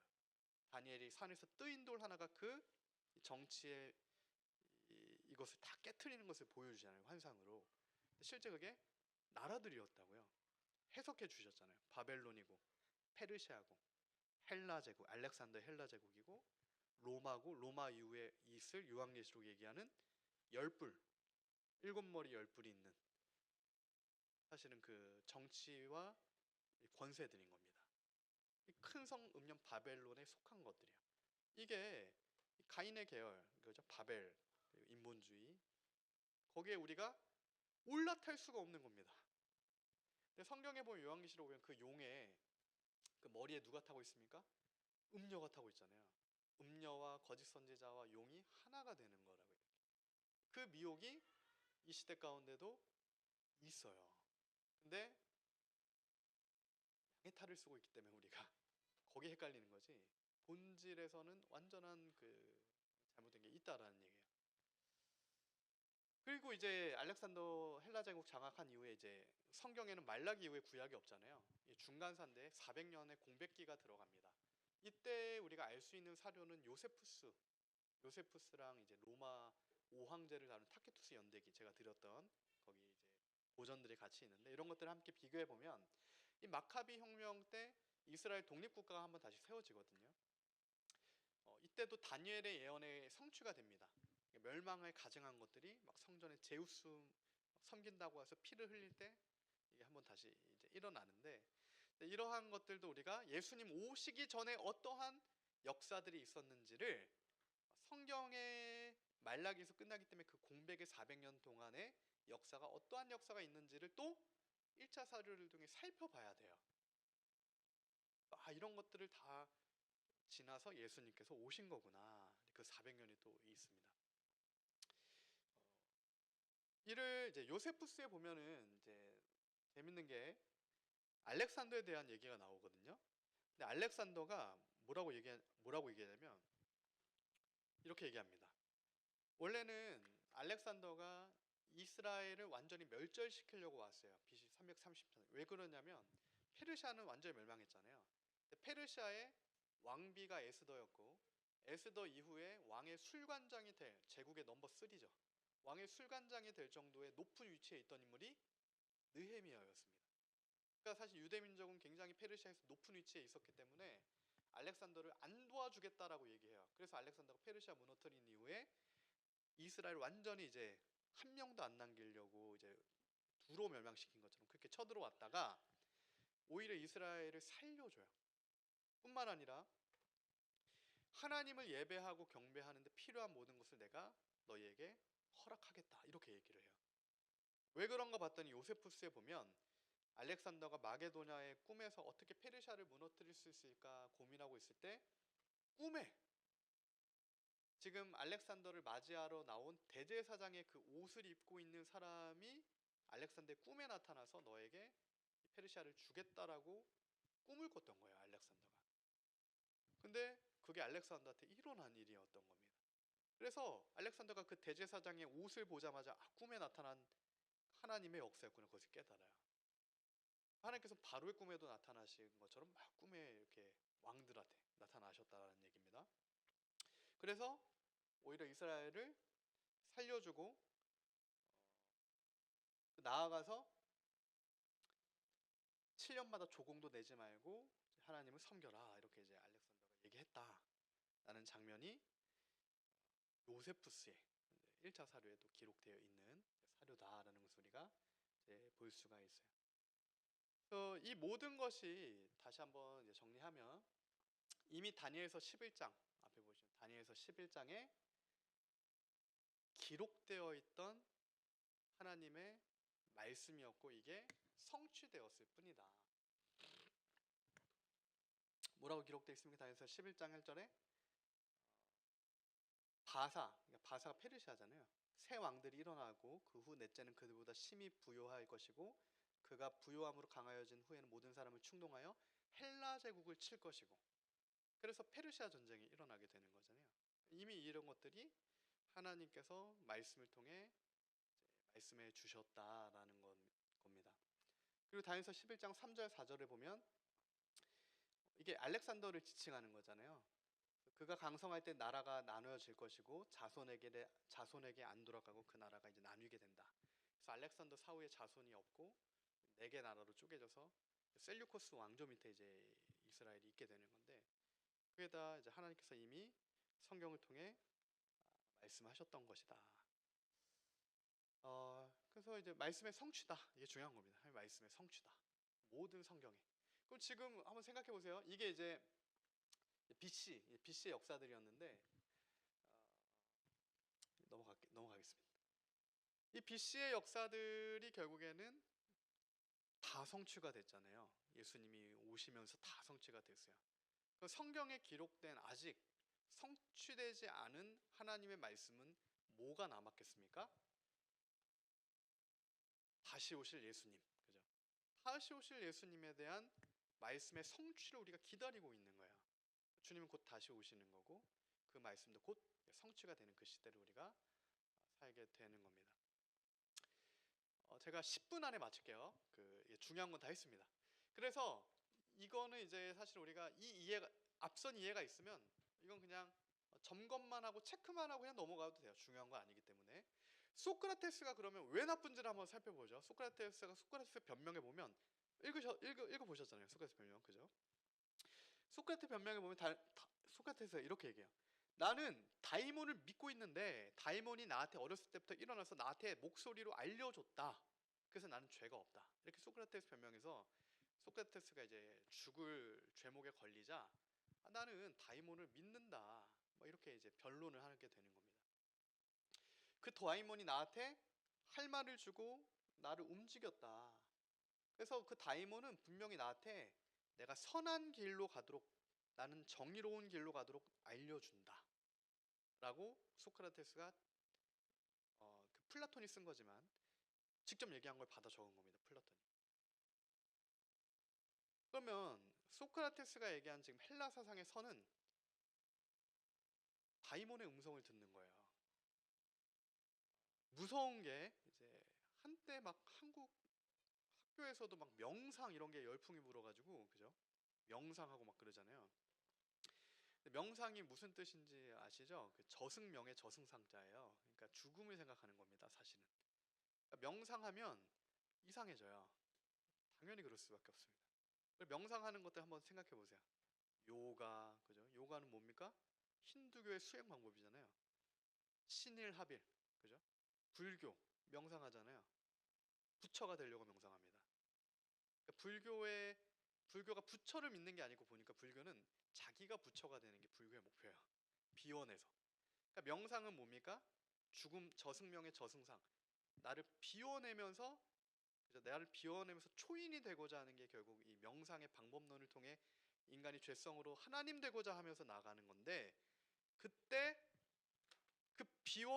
나는 비운다고 생각하지만 결국에는 무엇에 붙들리게 되겠어요? 결국에는 다이몬 사단적인 하늘에 속한 악한 영들에 사로잡히게 되는 거예요. 그게 무서운 겁니다. 그게 어떤 철학이든 어떤 사상이든 사상 철학은 종교라고 말씀을 드렸어요.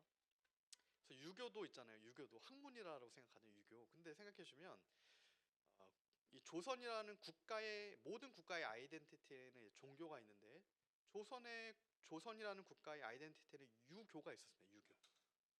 유학 사상이 아니라 그 유학 사상은 교리고요. 그 유학 사상을 신앙의 체계로 집대성한 게 유교잖아요. 유교의 4대부, 사대부는 제사장의 역할을 하게 되는 거죠. 왕은 뭐였습니까? 종묘와 사직, 제사를 집행하는 대제사장이 조선의 왕의 역할을 한 거고, 유교라고 하는 완전한 영적인 그 매개 안에 들어가 있는 겁니다. 지금 이슬람 국가들 생각하시면 똑같은 얘기예요. 모든 나라가 똑같습니다. 혹 뭐 사회주의도 종교예요. 이슬람, 사회주의, 유교 다 똑같은 전체주의의 종교인데, 이 전체주의의 종교는 결국에는 하늘에 속한 악한 영에 속해 있는 사실은 완전한 이제 미혹이 되는 거예요. 그래서 이것을 기독교랑 섞으려고 하는 모든 시도는 실패할 수밖에 없습니다. 역사가 증거해 주는 거예요. 오늘날 우리가 뭐 진보냐 보수냐 뭐 이런 논쟁이 있을 때도 복음과 섞으려고 하는 그 모든 시도가 다 틀려요. 선한 열매가 하나도 없습니다. 오히려 복음은 그 모든 것들을 무너뜨리고 오히려 이제 굴복시키게 되는 하나님의 능력은 이제 복음에 있게 되는 거예요. 이 다이몬은 이 개념적으로 데몬, 그죠?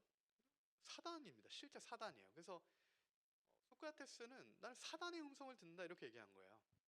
그게 헬라 사상의 본질인 거고요. 그러면 이게 이제 내면의 음성으로 이제 해석이 되는 거거든. 내면의 음성. 근데 오늘날에 이게 무서운 게, 이게 기독교로 막 들어오면 어떻게 되겠습니까? 하나님의 음성 듣기 뭐 이런 게 되는 겁니다. 그러니까 뭐 성경적인 게 어느 정도 있으니까 괜찮지가 아니라, 이러한 지극히 헬라적인 사상의 종교적인 방법론을 가져와서 기독교랑 섞으면, 물론 하나님께서 우리한테 조명해 주시죠. 근데 그것은 훈련을 통해 되는 게 아니에요. 근데 그것을 우리가 막 책들도 한때 유행했잖아요. 노렌스 수사, 막 그 하나의 음성 듣기, 막 노렌스, 다 카톨릭 신부들, 성공의 사제들, 다 카톨릭 방법론이에요. 카톨릭 영성 수행 방법을 영성일기도 카톨릭 렉시오 디비나 같은 완전히 이제 인본주의인데 그걸 다 가지고 온 겁니다. 한때 우리가 막 잘 알던 C.S. 루이스부터 해서 다 성공회죠. 결국 카톨릭입니다. 그러니까 다 사실은 지금 엄청난 가면을 쓰고 들어와 있는데, 이게 우리가 이제 실체를 알면 정말 이거 미혹이 많은 시대구나 이렇게 이제 알 수가 있게 돼요. 그러면 이제 다이몬한테 우리 아이들이 이제 이거 살펴봤던 책인데, 뭐 향연 이런 데 보면은 다이몬이 뭡니까? 라고 얘기할 때 다이몬은 정령인데, 다이몬은 예술과 예언술, 예언과 번제와 주문, 마술 뭐 이런 것들을 주관하는 보이지 않는 것들이다 이렇게 얘기합니다. 이 정령, 다이몬들 어떤 역할을 합니까? 신과 인간을 매개하는 존재들이다. 이 정령들과 교제와 대화가 가능하다. 이것을 플라톤의 향연에서 플라톤이 직접 이제 얘기하게 되는 거고, 이게 소크라테스가 한 얘기입니다. 그래서 우리가 이제 이 소크라테스와 플라톤과 아리스토텔레스의 그 사상의 핵심의 문제를 알면 이게 기독교랑 섞이려고 했을 때 이거를 끊어낼 수가 있어요. 그럼 이 소크라테스의 제자였던 플라톤이 그래서 정의를 내린 플라톤의 선이 뭐가 되냐면, 플라톤의 국가에 보면 도덕을 얘기해요. 도덕. 그래서 플라톤의 정의는 지혜고 도덕인데, 이게 기독교랑 섞이면 뭐가 되냐면 도덕적 기독교, 형식주의 기독교가 되는 게 문제입니다. 이게 스콜라 철학이거든요. 그러면 이 도덕에 속는 거예요. 바른 생활, 도덕적 생활. 근데 예수님이 없는 가짜입니다. 플라톤의 정의예요. 그건 플라톤의 정의입니다. 플라톤식 기독교는 도덕적 기독교가 될 수밖에 없는 거예요. 근데 그것도 자신의 마음을 비워냄으로, 다이몬의 이런 차원에서. 그러니까 이것도 거짓인 거죠. 그래서 이게 실제 이제 고려대 이제 권창훈 교수 같은 경우는 헬라 사상자들이 다이몬이 인간의 내부에 보호하면서 결국에는 이것이 인간의 내부에 있으면서 어떤 이것을 마음의 기능을 한다라고 보았다. 그러니까 마음을 다이몬한테 사로잡혔을 때 도덕적인 사람이 된다가 사실 플라톤의 국가에서 얘기하는 겁니다. 그래서 그 플라톤의 국가가 실제로 이루어지면 오늘날 우리가 보는 뭐가 되겠습니까? 실제로 사회주의 국가의 모델이 플라톤의 국가입니다. 그러니까 그 진짜 도덕적으로 하려고 플라톤의 국가를 만드는데, 진짜 그 인간이 생각한 유토피아 도덕 국가를 만들게 역사를 통해 보니까 전체주의 사회주의 국가가 되는 거야. 그러니까 이 모순이 생겨버리는 겁니다. 그게 실제다. 그리고 아리스토텔레스의 정의는 행복의 추구다. 행복의 추구. 중용이다. 그러니까 이런 거 있잖아요. 나는 용기도 아니고 비겁함도 아니고 어떤 만용도 아니고 비겁도 아니고 나는 용기 있는 사람이다. 이게 니코마코스 윤리학의 핵심이거든요. 이걸 중용이라고 하는데 그게 행복에 대한 추구, 행복하려면 중용을 이루어야 된다. 이게 니코마코스 윤리학의 핵심이거든요. 아리스토텔레스상. 그러면 이 아리스토텔레스의 정의는 뭐냐면 실제 이제 에우다이몬이라고 이제 표현을 하는데 에우는 더 좋은, 다이몬은 다이몬. 그러니까 사실은 이 내 안의 음성에 그 나한테 말하는 이 귀신에 사로잡히게 되면은 중용을 이룰 수 있고 나는 행복할 수 있다. 이게 기독교랑 섞이면 오늘날 번영 복음이 되겠죠. 가짜 조엘 오스틴 유에 행복할 수 있어. 내면의 음성을 따라가. 완전한 사기입니다. 그럴 수가 없어요. 그러니까 이것을 다 부셔뜨려야 되는데 이게 지금 이 헬라 사상 너 자신을 알라 이게 원래 델포이 신전에 있던 말입니다. 소크라테스가 한 말이 아니라 델포이 신전에 알아라. 너 자신을 알라. 근데 원래는 뭐라고 써 있냐면 너 자신을 알아라. 그게 네 안에 있는 신적 존재를 이제 깨달아라. 다이몬의 존재를 깨달아라. 이 얘기이기도 하거든요. 그러니까 이 모든 게 굉장히 이제 거짓된 건데 이게 결국 이제 이 부처가 다이몬이죠. 또 사탄은 거룩한 부처라고 이제 불교 고승인 성철이 얘기하기도 했어요. 근데 이런 미혹에 지금도 많은 사람들이 빠져 있다는 얘기고요. 칼융, 제가 심리학을 왜 이렇게 비판하냐면 이 대표적인 심리학자 칼융이 뭐라고 얘기하냐면 에우다이몬을 얘기합니다. 칼융의 심리학의 핵심이 에우다이몬이거든요. 이 에우는 더 좋은, 다이몬은 다이몬이에요. 네 안에 내면의 음성 듣기를 통하여서 에우다이몬을 해서 마음의 회복을 이루어라. 무슨 얘기입니까? 완전히 붙들려서 회복된 것처럼 보이게끔 속여라. 이 얘기예요. 더 죽는 거예요. 그래서 심리학의 아버지라고 하는 제임스 윌리스가 나중에 강신술사가 되거든요. 완전히 그 영매가 돼요. 사실은 이게 되지가 않는 거예요. 아무튼 그래서 이제 막 고전도 우리가 잘 봐야 되는 게 데미안 같은 책이 이게 다이몬이에요. 독일어로 다이몬을 번역하면 데미안입니다. 그래서 데미안에 보면은 새는 알을 깨고 나오는데 그 씨는 아브락사스다. 이 아브락사스는 스타벅스에 보면은 막 로고 있잖아요. 그게 이제 아까 트로이 전쟁에서 오디세이아에 보면은 이제 사람 잡아먹는 바다 귀신인데 그런 신입니다.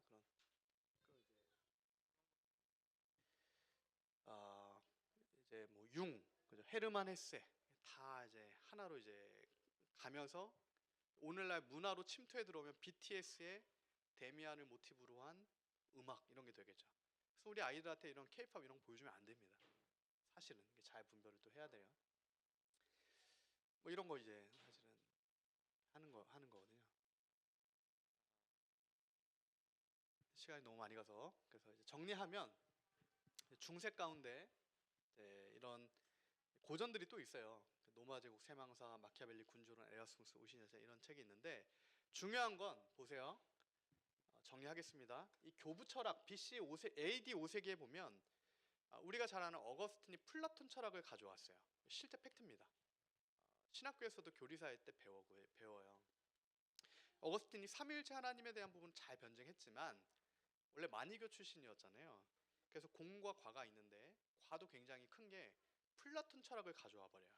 마치 심리학과 기독교를 섞는 것처럼 이 헬레니즘 종교와 바알과 기독교를 섞으니까 뭐가 나오겠습니까? 중세 초기에 교부 철학이 나옵니다. 그러면 중세 카톨릭의 그 교부 철학 후반기에 가면 토마스 아퀴네스가 아리스토텔레스 철학을 수용해서 섞으니까 아리스토텔레스는 행복의 추구와 중용이잖아요. 그러니까 껍데기만 남는 개인의 행복을 위한 기독교로 변질되게 되는 거죠. 그러니까 어떻게 되는 겁니까? 이 교부 철학과 스콜라 철학이 카톨릭이 되는 거예요. 카톨릭의 교리가 되는 겁니다. 그래서 이 중세 천년 이 로마 이 카톨릭 교황 이제 폰티픽스 막시무스 포프라고 되는데 로마 종교의 최고 사제 카톨릭 교황이다. 이렇게 이제 돼서 완전한 헬레니즘과의 혼합을 이룬 아웃풋이 카톨릭이 되는 거고요. 그래서 종교개혁이 정말 하나님의 놀라운 은혜에 섬긴 게 종교개혁은 이 천년을 철저하게 깨부수고 나온 거예요. 그래서 종교개혁 때 마틴 루터가 1517년에 중세 전반기에 플라톤을 섞은 것과 후반기에 아리스토텔을 섞은 그 철저한 중세 천년에, 그러니까 성경 번역한 사람들 다 화형시킨 게 중세 천년이고 성경을 보지 못하게 만든 게 중세 천년인 거잖아요. 근데 그것을 완전히 깨부수고 개인이 하나님의 말씀인 성경을 볼 수 있게 만들었던 게 1517년에 마틴 종교개혁입니다. 그래서 우린 종교개혁의 후예고 개혁주의 신학이라고 하는 그래도 가장 안전한 사실은 그 신학 가운데 우리의 이제 그 신앙을 세우게 되는 거예요. 그래서 자유주의가 괜찮아 보일 수 있지만 전혀 괜찮지가 않은 겁니다.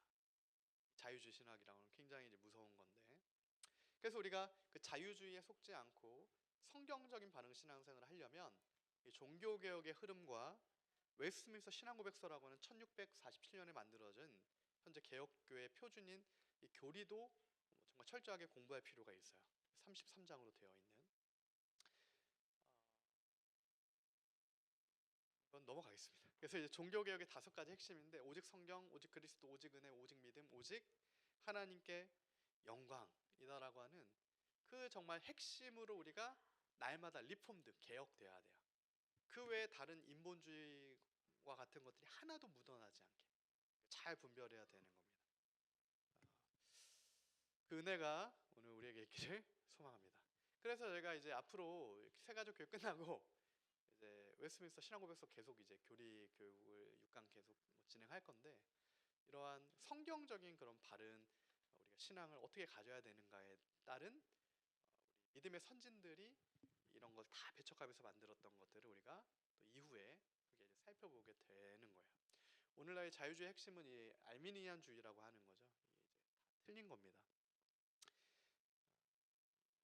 시간이 없어서 이것도 제가 나중에 확실하게 우리의 그런, 근데 오늘날의 끝으로 한번 보시죠. 오늘 시대 문제를 한번 보겠습니다. 이 시대 문제가 뭐냐 보시면은 카톨릭과 감리교와 루터교가 구원론을 합의했어요. 이게 NCCK죠. 그러니까 WCW의 노장까지도 나가게 되는데, 지금 카톨릭, 감리교, 루터교, 성공회부터 해가지고 장로교 통합까지 해가지고 지금 9개 교단이 이제 NCK로 물려 들어갔고, 결국 이 카톨릭과 구원론을 합의를 이루었다는 건 종교개혁 전에 중세 천년으로 회귀했다라는 걸 의미해요. 그러니까 결국에는 엄청난 지금 미혹 가운데 들어가 버린 겁니다.